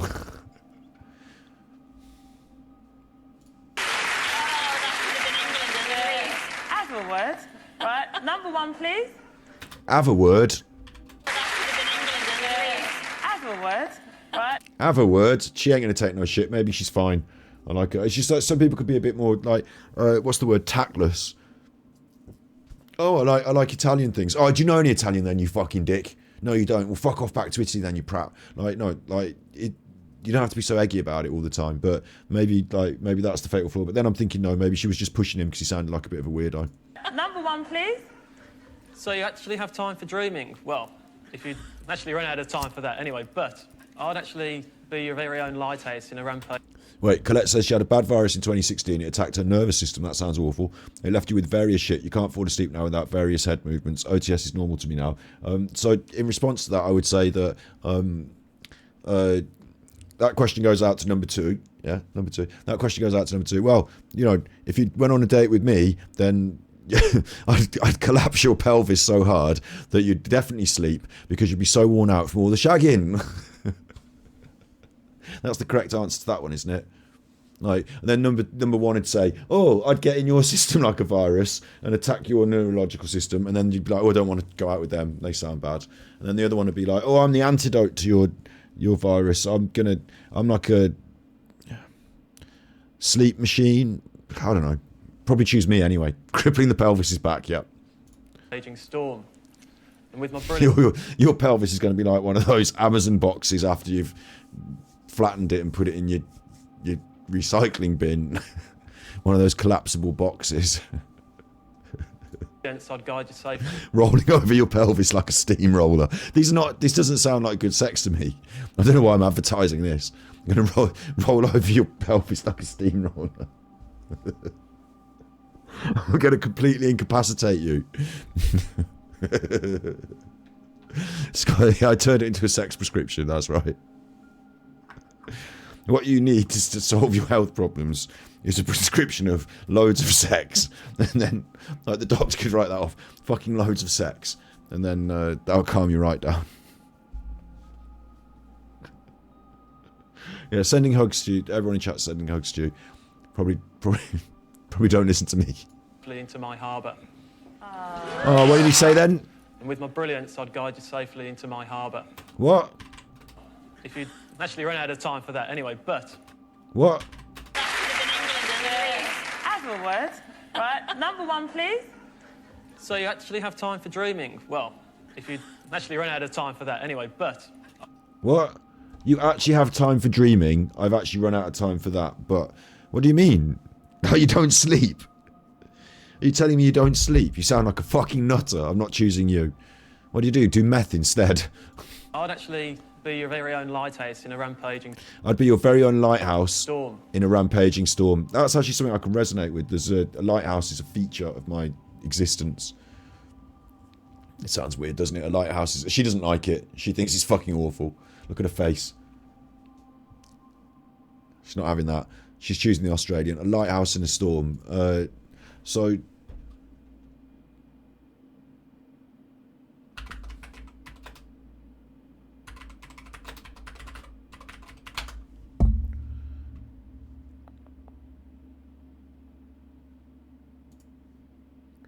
I'm revealing my family name. Oh no, I've revealed it many a times. It's on my hairdressing business. William Jessup was an English civil engineer best known for his work on canals, harbours and early railways in the late 18th and 19th centuries. Born in Davenport, Devon, the son of Esaias Jessup, a foreman shipwright in the naval dockyard, Esaias Jessup was responsible for the repair and maintenance of Rudyard's Tower, a wooden lighthouse on the Eddystone Rock. He carried out this task for 20 years until 1755 when the lighthouse burned down. So that was a fucker because you're in charge of the maintenance and the fucker burned down. So this is my actual ancestor. I direct, you know, granddads.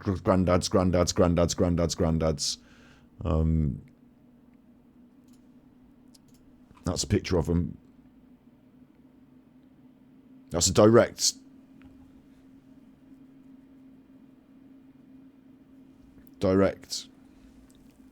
No. Goes back. Sorry, I see you still chatting in chat, but I'm telling you stories now. So, I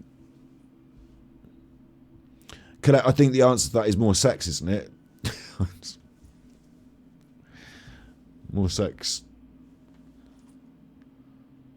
More sex. Dr. Scott advises more sex to everyone. Oh, there we go. No, but honestly, this is the truth now. Look, this is a little story from Scotty Hottie. That's my direct relative, my great granddad or whatever it is. Like, and the early life of that one that the picture of is William Jessup, the one that was the civil engineer. But his dad, my greater granddad or whatever, yeah, he was in charge of this lighthouse, and the lighthouse burned down. So Rudyard's Tower burned down.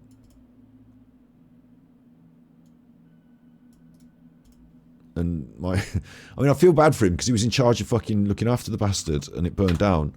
So it was quite a thing though, because it was the Eddystone Lighthouse. It was made of wood and it burned down. When it burned down, all the lead in the top, like they were nutters. They were nutters in my opinion, but the lead in the top of the lighthouse. So it's this sort of thing, right? The top had loads of lead in it. It was all on fire, and they were throwing buckets of water up to try and like stop the thing being on fire, like throwing water up in buckets.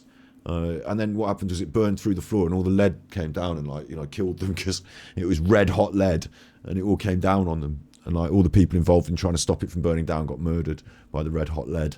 I don't know if Esaias Jessup got killed in that or not, but he was responsible for the maintenance and repair of it, and then the fucker burned down. So when it burned down, Smearton, a leading civil engineer, and he's quite famous, Smearton, quite a famous one, Smearton came down and said, all right, I'll build you a new lighthouse. I'll sort that bastard out. I keep saying bastard, I don't know why.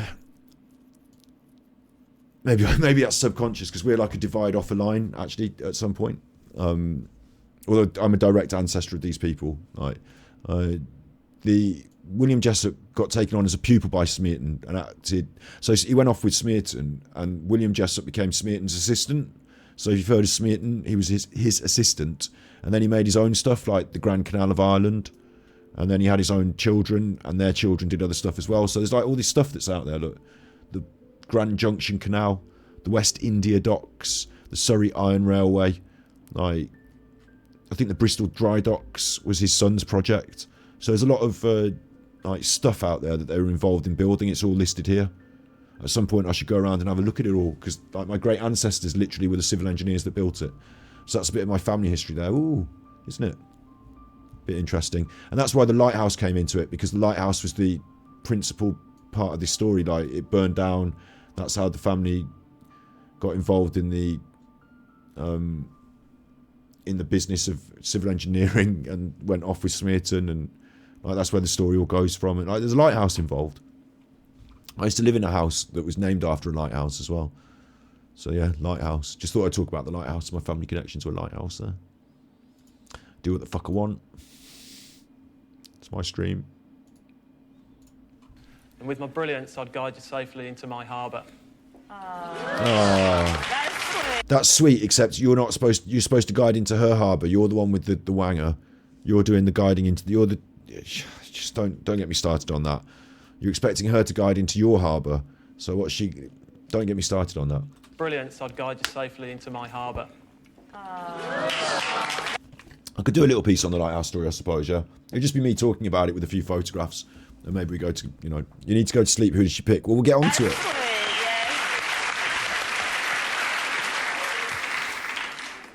Okay, guys, you ready for my final questions? Right?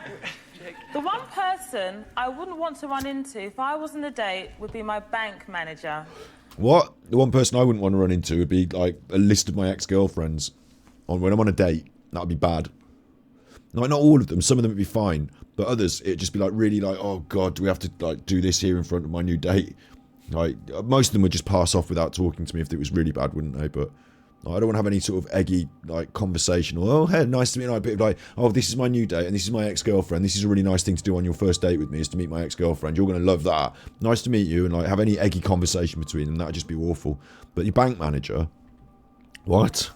Person I wouldn't want to run into if I was on a date would be my bank manager.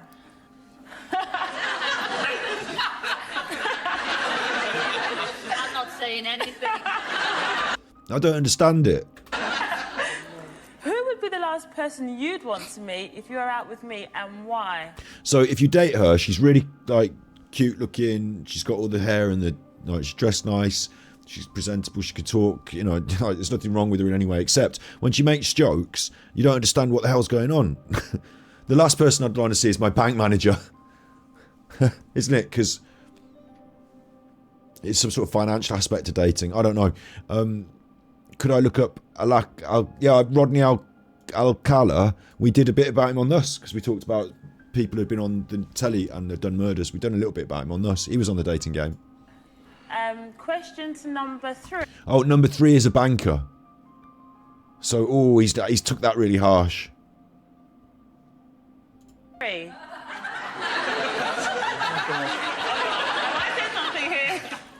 Right, Angie, I've got a confession to make. I'm a bank manager. Let's do it then. I actually work for a bank. But I think I carry enough clout to have a word with your manager and put his hat on straight.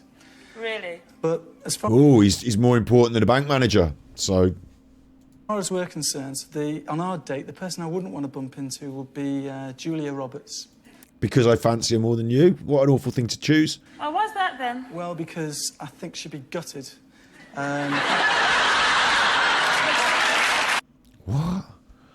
What? I don't really understand it, but I think I wouldn't, in blind date sense, I wouldn't say my ex. That's the honest answer, isn't it? Who's the worst person to bump into on a date? One of your exes. Like, that's... So I wouldn't want that, but... the other... Like, on blind date, I probably wouldn't say that, because it'd probably make me look like some sort of psycho who's like, like all his exes hate him, which is not the case, really, but... who would I choose? Who would you not want to bump into? One of your exes? I don't know.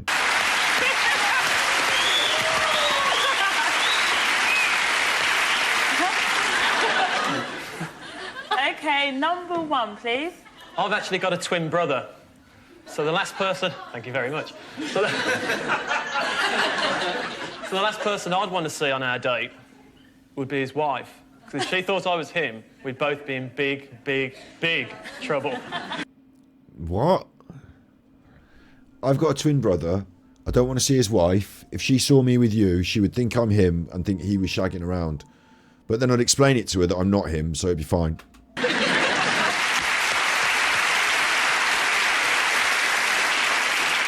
number 2. Okay, I wouldn't like to see something to do with Australia, like just say Australian things and get by. Just don't let yourself down now. The other two have fucked up. So you don't just the only thing I wouldn't like to see is someone more Australia than me.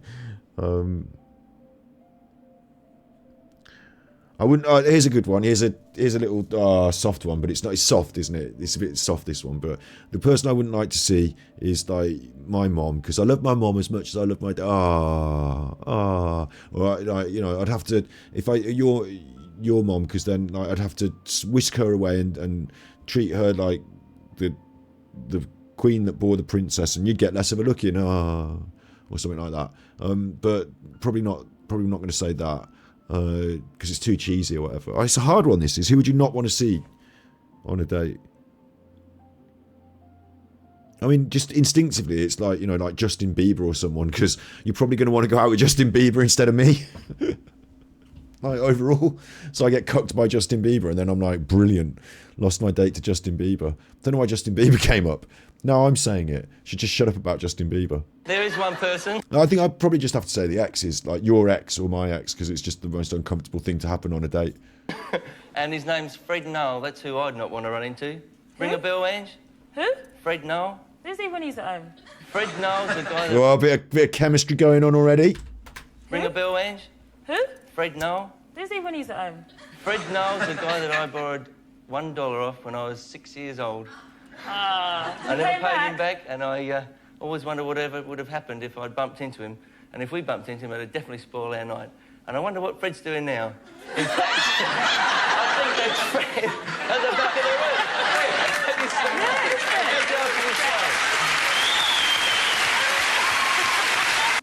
What? Who is someone you wouldn't want to see on a date? Fred, because I owe him $1. $1. So I just give him that $1 and then he'd shut up. Fred, and it would spoil our date, and you don't know who he is, and I think he might be in the room, but he's not really in the room. I'm just doing a bit. These bits have got to go. Like, you know how I do the bits on the screen because we're on the...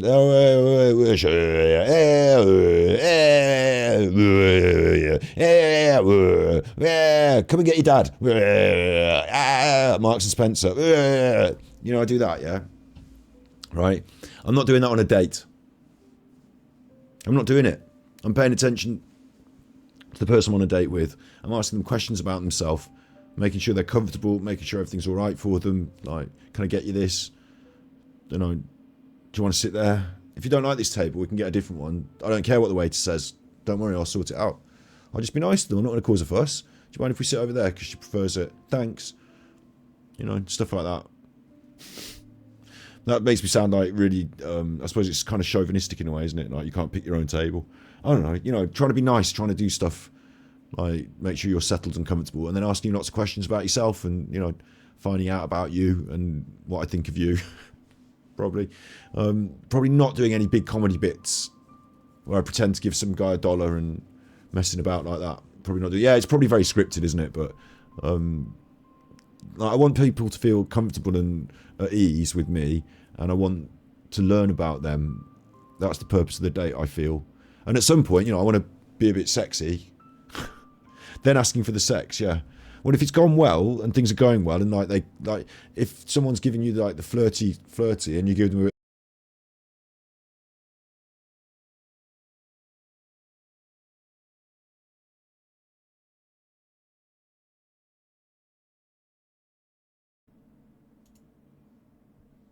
and we're back. I think we're back now, are we? What do I know?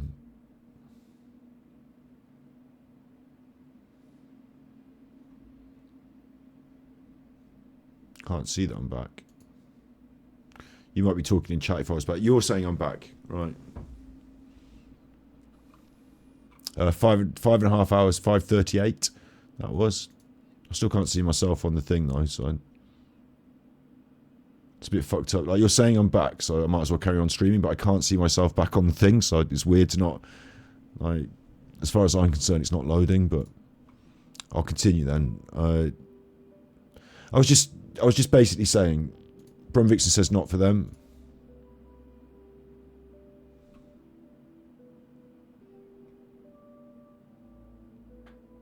Can't see myself, so I show you the fly bulge.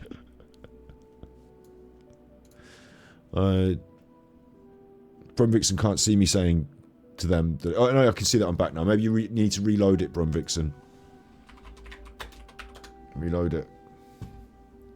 Okay, we're back on. I was just sort of saying that on a date, it's a bad idea to do a big comedy bit. I mean, it's nice to have fun. You can make a joke and all that. You know, it's nice to have a laugh. And then, like, as the evening goes through, you don't want to amplify the comedy. You don't want to, like, get funnier and funnier as it goes on. You want to sort of, like, balance that out and get a bit more serious and a bit more... my opinion on it, anyway, maybe, you know, if you want to be a bit more sexy or whatever, like, being really, really funny and then trying to go in for a kiss is not the best. Like, girls like a laugh, and people like it when they have a laugh, but get a little bit serious if you're going to do that. Yeah, so that's... I forgot what I was even talking about dating that. But what I wouldn't do, I wouldn't do his thing of doing a big bit. I think that kind of fucked him up as well at the end. Like, she's actually got a choice on her hands now, because he was great because the Australian accent, but now you think he's going to be off on the surfboard in the sea, and then he's going to be off at the bar doing a bit, and then he's going to be off over there. I don't want to do off over doing things. We're doing date together, but he's still. If you got funnier and funnier, you could kill a girl with laughter. Yeah, there's limits how funnier I can get, isn't there, as well? So.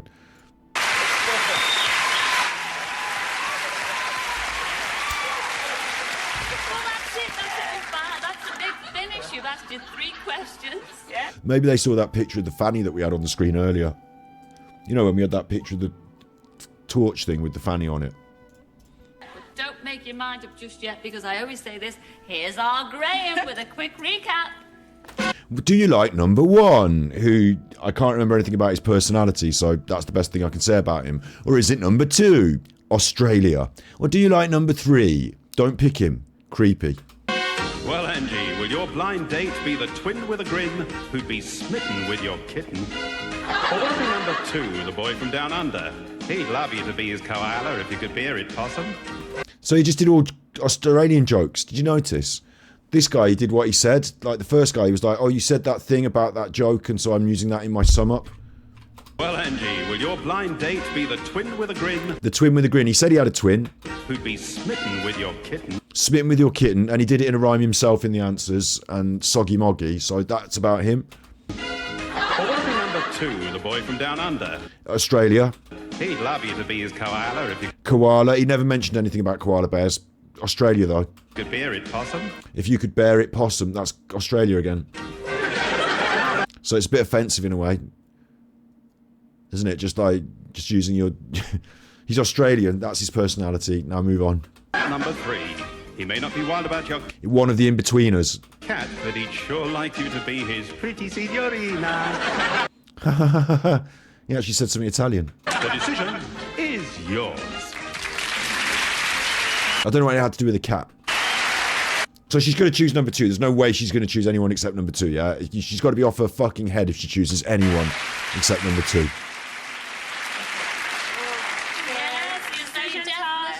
Graham, there, the decision is yours. Go for it, Angie. Number three.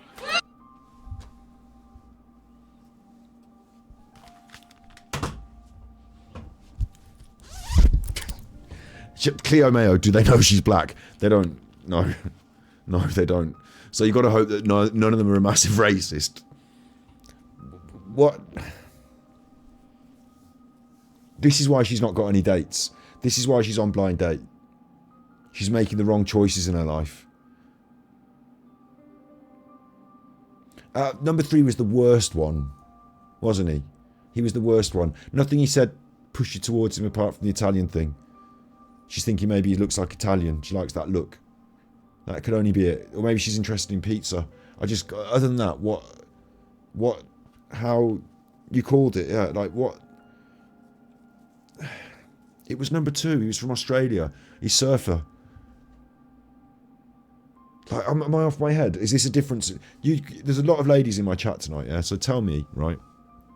Is this a ladies and man's thing? Am I thinking in my brain that the masculine, the masculine ideal is some sort of like tanned Adonis who's, you know, riding in on his surfboard and tan, maybe a couple of tattoos. I've got a couple of tattoos. That one's of a woman's name though, so that's a negative. But like, you know, a couple of tattoos, coming in on a surfboard. You don't have to be like the Incredible Hulk out here. You don't have to be like some super monster man. But, you know, muscular definition, tan, surfboard, you know, windsurfing, my long hair. It's me now. It's me. It's me. I'm the sexy one. But, you know, like a bit of a tan, you know, coming in, rubbing the oil on the back, you know, that whole thing, that whole vibe that I was thinking up. That versus, like, whatever those other men said. I just don't... Am I getting some sort of wrong impression of what women want? Should I be greasing my hair more? Like, what's going on here? If the voice was forced, it would be two, but none of them are my type. Yeah, like you get to see them all as well, don't you? So maybe I should have done this with my eyes closed and just listened to the voices and what they said. This is 25 years ago. Don't grease your hair now. No, but like, how did that? What did he do? What's he done to chat her up? How's he got into her, you know, into her heart? And he's had to follow the Australian a lot of times. Like, he even looks like he goes on Neighbours. He even looks like someone off Neighbours. So you're not getting missold this. This is what you expect. Tan, like, you know, come on. Okay, number 3. Right, Angie. Well, I could come into your dream as that poor cat that's poisoned, that you viciously poisoned, but I don't want to scare you off. So what I think I'd come into your dream as a big, tall, sexy Italian. That's what sold it. And take you off to Roma. But you're not a big, tall, sexy Italian. So why did you say that? For an exotic weekend, just the two. I'd come into your dream as Brad Pitt's. Brad Pitt? No, Brad Pitt's. He's like Brad Pitt, but... he's Nikki from Greece. She's tall, so she wants a tall man. Maybe it's that. I didn't notice how tall she was because I can't really tell because she's on the telly. But big, tall Italian, that's what it sold it, isn't it, over the Australian. But it's against trade descriptions. So she's going to be well disappointed when he comes out. If that's what she's expecting, she ain't going to like this. This is going to be a big disappointment to her. She ain't going to like this. But you will be ever so upset at the two that you turned down. Yes! I mean, how could you? The decision is yours. Go for it, Angie. Number 3. He can't believe it. He can't believe it. He's looking at the Australian thinking, I would have shagged you. He's looking at the Australian thinking, I would have not... He's thinking, I would have shagged you. I can't believe she chose me. I was going to shag you. And like, he was sold on... He was picking number 2. Look at him. He's looking at him thinking, I can't believe that I'm sexier than this Australian man. He cannot believe it. What's going on here? People are still a bit racist in this era, right? Yeah, maybe, yeah. Back in this era, you'd have probably got sitcoms like, you know, still going on telly with racism as like a sort of core component, like Till Death Do Us Part, and they probably still aired some old 70s bollocks, didn't they? Why still a meme? Well, I don't think you'd be sorry with your choice, Angie. I really You don't? don't think you'd be sorry with... Look at him. Again, if there's ever anybody that looked like two of the in-betweeners combined...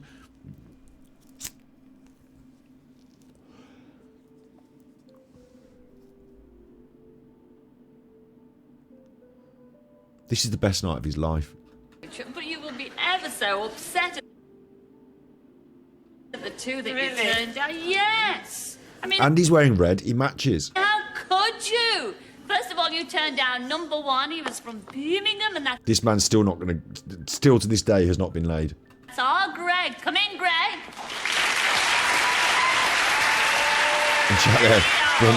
In chat there, Brum Vixen says, I think he's a virgin. I think we're having the same thoughts at the same time. Rumour has it he's still trying to get his end away. He just can't wait to get off quick enough. Call him out. He's got to walk off stage here now, embarrassed in front of everyone. And he's got to try and keep himself up and like, oh, I'm going to look as sexy as possible for this lady, so she's going to think, what's she missing? But really, he knows inside. And as soon as he sees her, he's like, oh my God, I can't believe I've just got all the way to the telly and I have to walk off as like contestant number 2, thank you, good night. Like, if this was me and I didn't get picked, I would kick right off. I'd go out there and I'd be like, I'll tell you what I'd do. At this moment, I wouldn't leave, right? I'd be right in and I'd be like giving her a hug and being like, listen, baby, you know, sexy baby, disco baby, hot. Do you remember that? Disco baby, sexy baby, hot. Wanker. I'd be like giving her the sexies as much as possible, leaning in, like giving her the hug and being like, oh baby, like I don't know how I'd do it. There's got to be some special sex signal, like going on like fucking Tom Cruise crossed with Tom Jones here, because I want her to, when she gets her man to come out, to be like, oh, do you know what? Forget that. I'm going to go backstage and I'm going to talk to that other sexy hottie, and I'm just going to fuck up the show and talk to the other sexy hottie. And like, you know, that's the aim here at this juncture. I don't know, maybe that's a bit bitter of me. Maybe I should just be grateful and gracious and allow them to have their nice date. But no, I'd be in there trying to rub my perfume off my neck onto her like a cat in heat. Give her a little kiss on the cheek. And also, the first thing I'd do is I'd go, whoa, oh no. Like I'd make a big thing of it. Oh no, look at you, I can't believe I missed this. You gotta give me your number if you don't like this chuffer. You gotta get me your number because this chuffer's coming out. You ain't gonna like this chuffer. I'd say it. I'd say that. You ain't gonna like this chuffer. The one you've picked, he's a fucking drongo. Get him in the bin. Get on. I don't know. I'm doing the clicking. It's not a horse. Get Scotty Hottie in your life. Get me on the date. Colette says she doesn't do bitch. I'm like, that's cool, go be happy. Yeah, but this isn't right. You've gone all the way on the telly. If you were on Blind Date and you've gone all the way from fucking wherever it is to go on the telly, and you turn up at the show, you're there all day, like you dress yourself up nice, you get in the thing, you do all the right answers, like you're not even, the Australian didn't win, and it's not you. Come on. You know who she's picked. She's picked that fucking greasemonger. So, you know there's still a chance. You've got to be in there still. You've got to be kicking and fighting. I'm not just going to go down. Number 2, thanks, bye, Silla, no, bye. And it's also an opportunity to say to all the ladies at home, look, I didn't get picked, but I thought I did all right on fucking Blind Date. So if anyone wants a date with Scotty Hottie, get in touch with Silla behind the scenes. Send them an email to say you've had a stroke. You like a bit of all right? You like, what do you mean have a word? She liked him.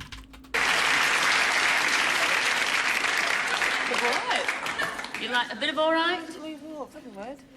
You like, what do you mean have a word? You like the way he walks? Yeah. I like the way he walks. Have a word. See what I mean? She's still thinking it. She's still thinking, you know, it's all up in the air for her. He's gone now. Greg's gone. You also turned down number 2. Who was Joe Mangle from EastEnders. Gorgeous. You turned down R. Martin from Perth in Australia. Come in, number 2. He can't believe it either. He's still got a happy smile on. But I think he's dazed and confused at this point. I think he's still in shock that he's not been chosen here. None of us can understand this. Look, the girls fucking loving it in the crowd. Look at her face. Look at her face. She's like, what the fuck? That's why you're still single, love. Because you turn down opportunities like this. Don't ever tell me you didn't have an opportunity to walk off into the sunset with this fucker from Australia. Don't you ever tell me that. Never mind, he's gone. I love the way Silla knows the score. Look at this guy. Pizza delivery boy. Chose number 3, and that was John from Hart. From John from Domino's. You chose number 3, and that was John from Hertfordshire. Come in, John. At least he is a little bit taller than her. Because that was they said it in chat that she's not. Look at her face. He's doing the shoulder grab. Don't do the shoulder grab. If you don't do the shoulder grab.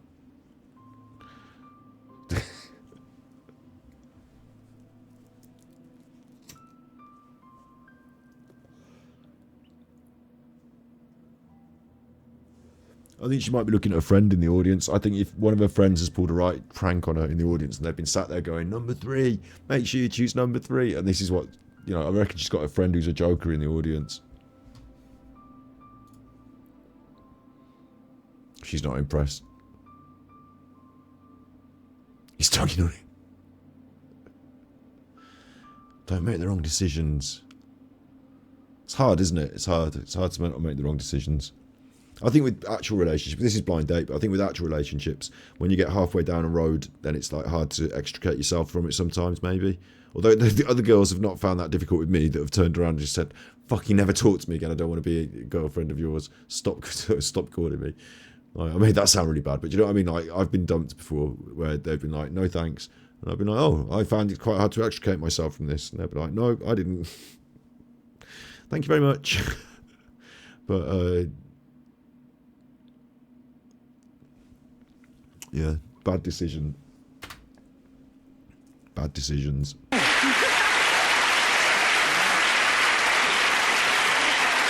Look at his trousers. Look, hang on. This isn't right. Look at his trousers. This isn't acceptable. And that was John from Hertfordshire. Come in, John! John from Hertfordshire. Come in, John! Number 3, and that was John from Hertfordshire. Come in, John! Look at his trousers.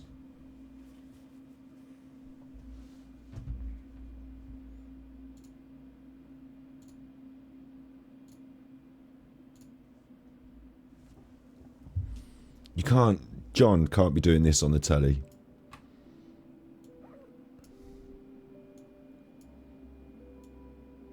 This isn't right. You can't be winning blind date. I mean, it's blind, isn't it? Blind date, but this.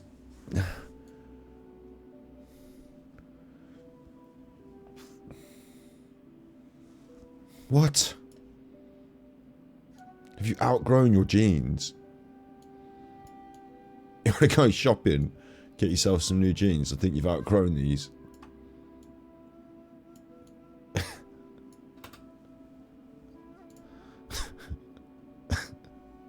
What's the camel toes going mad in chat? We're loving the camel toe. Look, he's pulled them right up and everything, hasn't he? And what about, I'll tell you what as well, what about the t-shirt? Why is the t-shirt so oversized on the arms? Like, I'm not showing you my bulge again. But like, look where my t-shirt, like, I can't show you my arms on the camera. Where does my t-shirt finish on my arms? Look, just around, like mid, not especially, it's not going all the way down here. Like, why is it covering his elbows? Why is that a 90s t-shirt? Look, I'm wearing a normal t-shirt, look. It's not covering my elbows, is it? There's no elbow coverage. We're not looking, you like the sexy arms, don't you? At least I've got forearms, sexy forearms. I'm not doing all the big sexy muscles. But, like, why does his t-shirt go down beyond his elbows? This is not acceptable.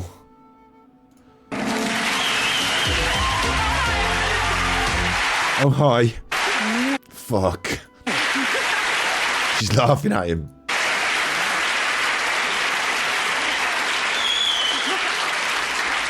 Well, this is our John, and I kind of like the hair coming down. Yeah, Superman curl. She called it the Superman curl, and he knows. He knows. We all know. We all know what you're doing, John. Come in for your kissy. Come on. Thank you. Are you going on the I'll date? pick. You can She's, there it is again. I'll pick straight in. Not like, you know, fair enough if she wants to pick, but I do wonder why she managed to, like, just chill out, love. Things have not been going well for you on the dating scene. Like, you've made this one wrong decision. Maybe you should hand over the decision making to somebody else at this point. I don't know. He's out. Look. No, tell you first. She picked you. Yeah. You picked the date. Good one. Pick a good one. He's put the pressure on her there. That was bad. Look at the way he stood, right? This is a weird body language situation. Like, they're about to go on a date and she's picking the date. they've been paired up. So you could go over and stand with her. Like, why are you hiding behind Scylla? She's been aggressive to you. She said, I'll pick the date. So, like, he's like, oh, I don't like that. And he moved away when she did it. Like, he actually literally stood and walked Where are away. you going on the date? You can pick, look. And he, like, almost took offense. Like, the hand came up as, like, almost, like, took offence to this concept. Like, he'd like to be able to have said to her, like a gentleman, you can pick. But instead, she pushed in front and said, so he doesn't like that, because he was going to, like, oh, he doesn't like it. And he's turned away to the audience. No, tell him first. She picked you. Yeah. And Scylla's having to, like, wrangle him back in. You picked the date.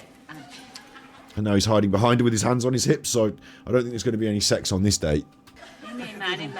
Maybe he's a racist. Could you imagine if they'd paired her up with a fucking secret BNP? Like, I wouldn't like this. She's supermodel material. Yeah, she's cool. Apart from the, like, I mean, I don't mind a woman being forward and, like, you know, confident or whatever, but, like, to the point of being rude is a worry. You know, where people, the one I'm worried about with her, she hasn't done it yet, but the one I'm worried about is where people say things that they don't realise are rude in front of people, and you're like, why did you say that? Well, she has got a big fucking head, like, or whatever. Like, that woman's got a big old head, ain't she? And you're like, fuck. Like, she has got a big old head. Like, don't do it again. You know, that sort of stuff.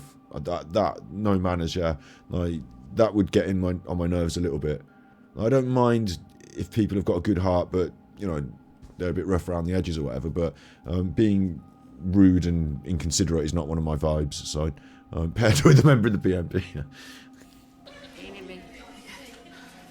Windsurfing and shaking. 2 weeks in Bath. Look at him. He does have, like, Tommy Robinson vibes. What's going on here? Do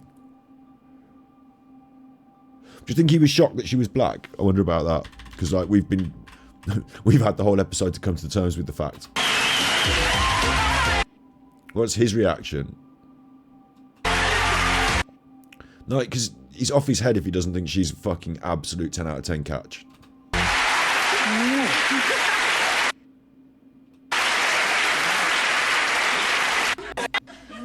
Weeks in Bath. Windsurfing and shaking. 2 weeks in Bath. I didn't joke in Bath. A trip to Luxembourg. Oh. Ooh, Luxembourg. So that's halfway between. You don't know whether to smile or... Well, it's abroad, but it's not somewhere snazzy, is it? It's Luxembourg.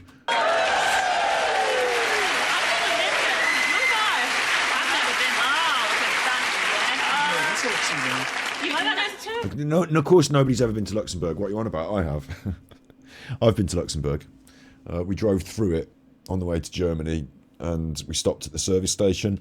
And the service station was a bit like... or am I thinking of Belgium? The service station was a bit like a French one, but it wasn't all French. I think it was Luxembourg I went to on the way to Germany. Let me get the map. Google the maps. Google me all the maps. Google, show me all the maps. So you drive down here, and then you head across the ferry. And I was going to Munich, which is this way. So we drove down, like, across the border, like, sort of adjacent to the border this way. But we must have gone through Luxembourg, I think, because there's no real need to go through Belgium. Can't really remember. I know that we went through one of these. I think it's Luxembourg. And then we moved into Germany, where you can go on the faster motorways, down to Munich, down this way. So it would have been Luxembourg. We crossed the borders here, stopping at a little service station, and you're like, oh, this is like France, but it's not quite, because they definitely want to make sure that you know that it's Luxembourg and not France. So there's a couple of things that are just different, that are not French. But otherwise, you think this is just like the service station I was just in, but a little bit different. Pancakes and shit, I don't know. I remember, I can vividly, if I close my eyes, I can picture the whole, like, cafe room in this service station, the colours, the feel. It was like yellows, browns, the foods. Yeah, I can picture the whole thing. And then this, like, big asphalt service, like, you know, the service station's got a lot of petrol pumps. It was like a big open asphalt area with lots of petrol pumps. I wonder actually. There can't be that many, can there? Because it's fucking little Luxembourg. So you go over here, and my guess is you cross the border here, and then you want to head down towards Germany down this way. So I'm guessing there's like a service station around here somewhere.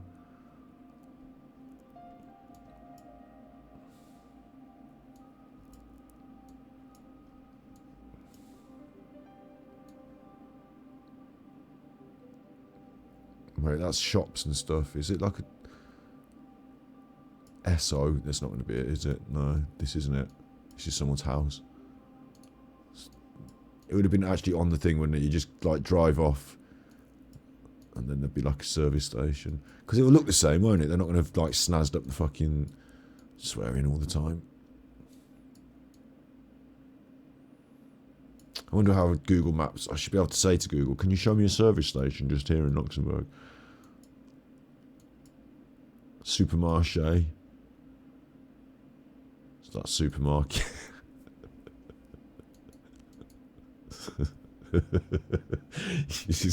Imagine. Supermarché. That's supermarket. So.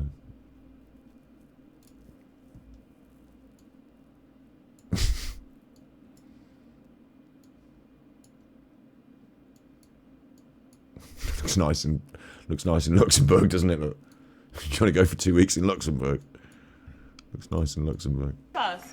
You've never been to Luxembourg? Well, this is a trip. You'll be jetting off to Luxembourg and you'll be visiting a beer festival. Isn't that nice? He seemed really impressed. You'll be jetting off to Luxembourg and you'll be visiting a beer festival. Isn't that nice? Look at his face. He's well into that. Now, do you know what, though? Do you know what it says to me? Initially, my first thought is she's going to get dressed up as one of those sexy beer wenches with all the jugs of beer. That's my first thought, isn't it? That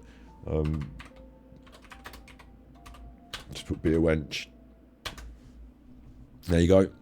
I knew it happened on the internet. Beer wench. It's a thing, isn't it? I'm not making this up. Beer wench. So that's like, hooray. Like, I'm sold on the concept. Let's get out there. Obviously, I don't drink beer anymore, so that's a negative. But the wench part, fine. Completely chauvinistic. Complete patriarchy, fine. But then I didn't realise the flip side is that I'm going to have to wear this, aren't I? You're going to get me dressed up as like a little fucking, you know, that's me now, is it? If you're the beer wench, I have to wear this. I'm in the lederhosen. I have to wear the lederhosen. You want me to buy a lederhosen? I'm not buying a fucking lederhosen, no way. There's no point in my life I ever considered that I would be wearing a lederhosen. Oh, hello though, look. Look at this. Look at this saucy. Look at this. This saucy lederhosen. Hang on. Need the shoes in it. Look at that. Ooh, saucy lederhosen.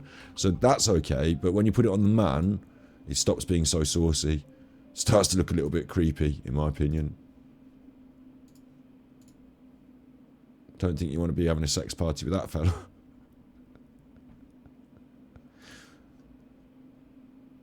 But the ladies' costume, saucy beer wench, fine. Ladies' lederhosen thing, fine. Like, men, or I don't know. Like, do you really want a piece of that?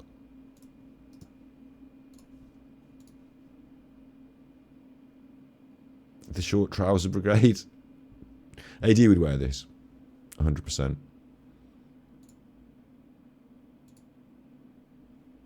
Goes back to the sex swing, I think. That's Luxembourg, if you want to go on holiday in Luxembourg. You'll be jetting off to Luxembourg and you'll be visiting a beer festival. Isn't that nice? Sound. Do you like I don't drink at all. You don't drink? Well, I don't mind watching. Apparently it's safe to drink the water over there as well. Needless to say, it will end up with a lovely romantic candlelight dinner. Where? Yes. But he'll be wasted. She doesn't drink at all. It's going to go really badly. You can have... She's going to come back and say, I mean, we should have the follow-up, shouldn't we? That's the thing with Blind Date. What a clever idea. Every week you've got to watch the next week. I should do all of the blind dates from back. I should start at episode 1 and cover every blind date from, and that's just all my content then. Just doing this. You love it. I love it. We all love it. I'd look better in the ladies one. Thanks. Find Sandra Bullock in Miss Congeniality, the lady hosting scene. This will get me binned off the internet. Sandra Bullock, Miss Congeniality. I probably won't be able to show like full long clips of it.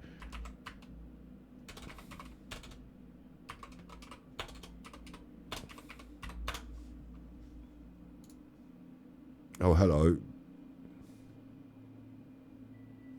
It reminds me of Mel Gidroich pumping butter.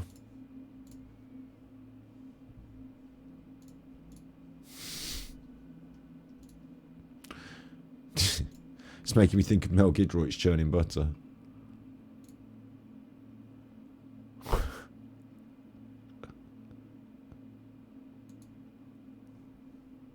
Why is it giving me Mel Gilroy's churning butter vibes? Water. You can have the beer. It'll be wonderful. All we ask is for you to come back from Luxembourg, safe and sound, next week and tell us all about it. We will. Ladies and gentlemen, Angie and John. Yeah. I'm not going to push the stream too much further. I will play Genshin Impact for a bit, but good night anyone who's decided that now's a good time to knock it on the head and go to nights. It probably is. He looks creepy still, stood like that. Like, it's such a shame. It's such a waste of a trip to Luxembourg with a lovely lady. Like, why have they... Someone in the production office should have not allowed this to happen. Like, she's managed to swerve. Even the bloke from Birmingham I'd feel better about. I'd feel less like she was going on a date with a serial... Like, imagine if this is like your friend and you're sending her off to Luxembourg with this guy. Like, you just wouldn't have it, would you? You'd be like, hang on, stop the bus. I'm not having this.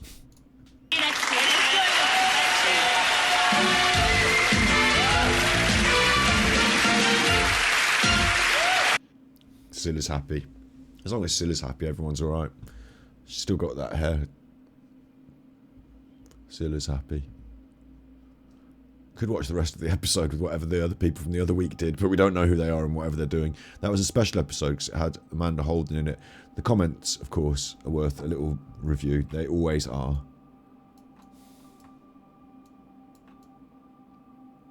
Well done on finding this man. I think it means well done on finding this man. It might not be a man who did it. This is pretty rare. Only a snippet of this appeared on the Blind Date VHS, and Amanda Holden briefly talked about it in an interview with Philip Schofield and Holly Willoughby. Says Evan Hanley. Evan Hanley knows all the ins and outs. And here with more channel. Right, well, welcome to their channel. They're Irish, video, TV, and film aficionado, currently trying to become a filmmaker by studying at university. Big ups. My inspirations are Martin Scorsese, Stanley Kubrick, Steven Spielberg. Okay. And your videos are Call of Duty, United Offensive, gameplay, Call of Duty gameplay. It looks like a lot of Call of Duty gameplay. Fair enough. Evan knows all about... That's just, you know... They're just my eye in the sky here. Well done on finding this. Pretty rare. Only a snippet of this appeared on the Blind Date VHS. And Amanda Holden briefly talked about it in an interview with Philip Schofield and Holly Willoughby. I wonder what Barney Bear is up to these days. How lovely was Barney Bear? I would love to hear what he has to say about this now, says George. George says, I would love to hear about what he has to say about this now. I assume the guy who went on the date with... You're not being specific, though. Amanda is so pretty. Angie was gorgeous. Good fun, says Pete Shields. Good fun was had by all. MUK says, ooh, can we see our Barney and Sam Goron on third date in Bath? Anyone got it? Which is supposed to be Cilla Black voice for... Ooh, Dover and Dolly's mom, you've discovered the emojis. We have to get our own emojis. We're allowed to put our own in, so we're going to do some for Mimps and stuff. We still haven't got that up yet. Ooh, can we see how Barney and Sam got on their date in Bath? Anyone got it? Matthew Chad says, hi, my name is Matthew. I was wondering if you got any archive video clips of LWT program called Love Bites, 9th to the 11th, 1996. Please, thank you very much. Maybe he was on a dating show himself. Have you tried Dailymotion or getting a VPN, then changing the country to another country and then searching? What's VPN mean? Thank you very much. Not many people know about VPN, but it's great. I can watch American Netflix, Australian Netflix, any Netflix I want.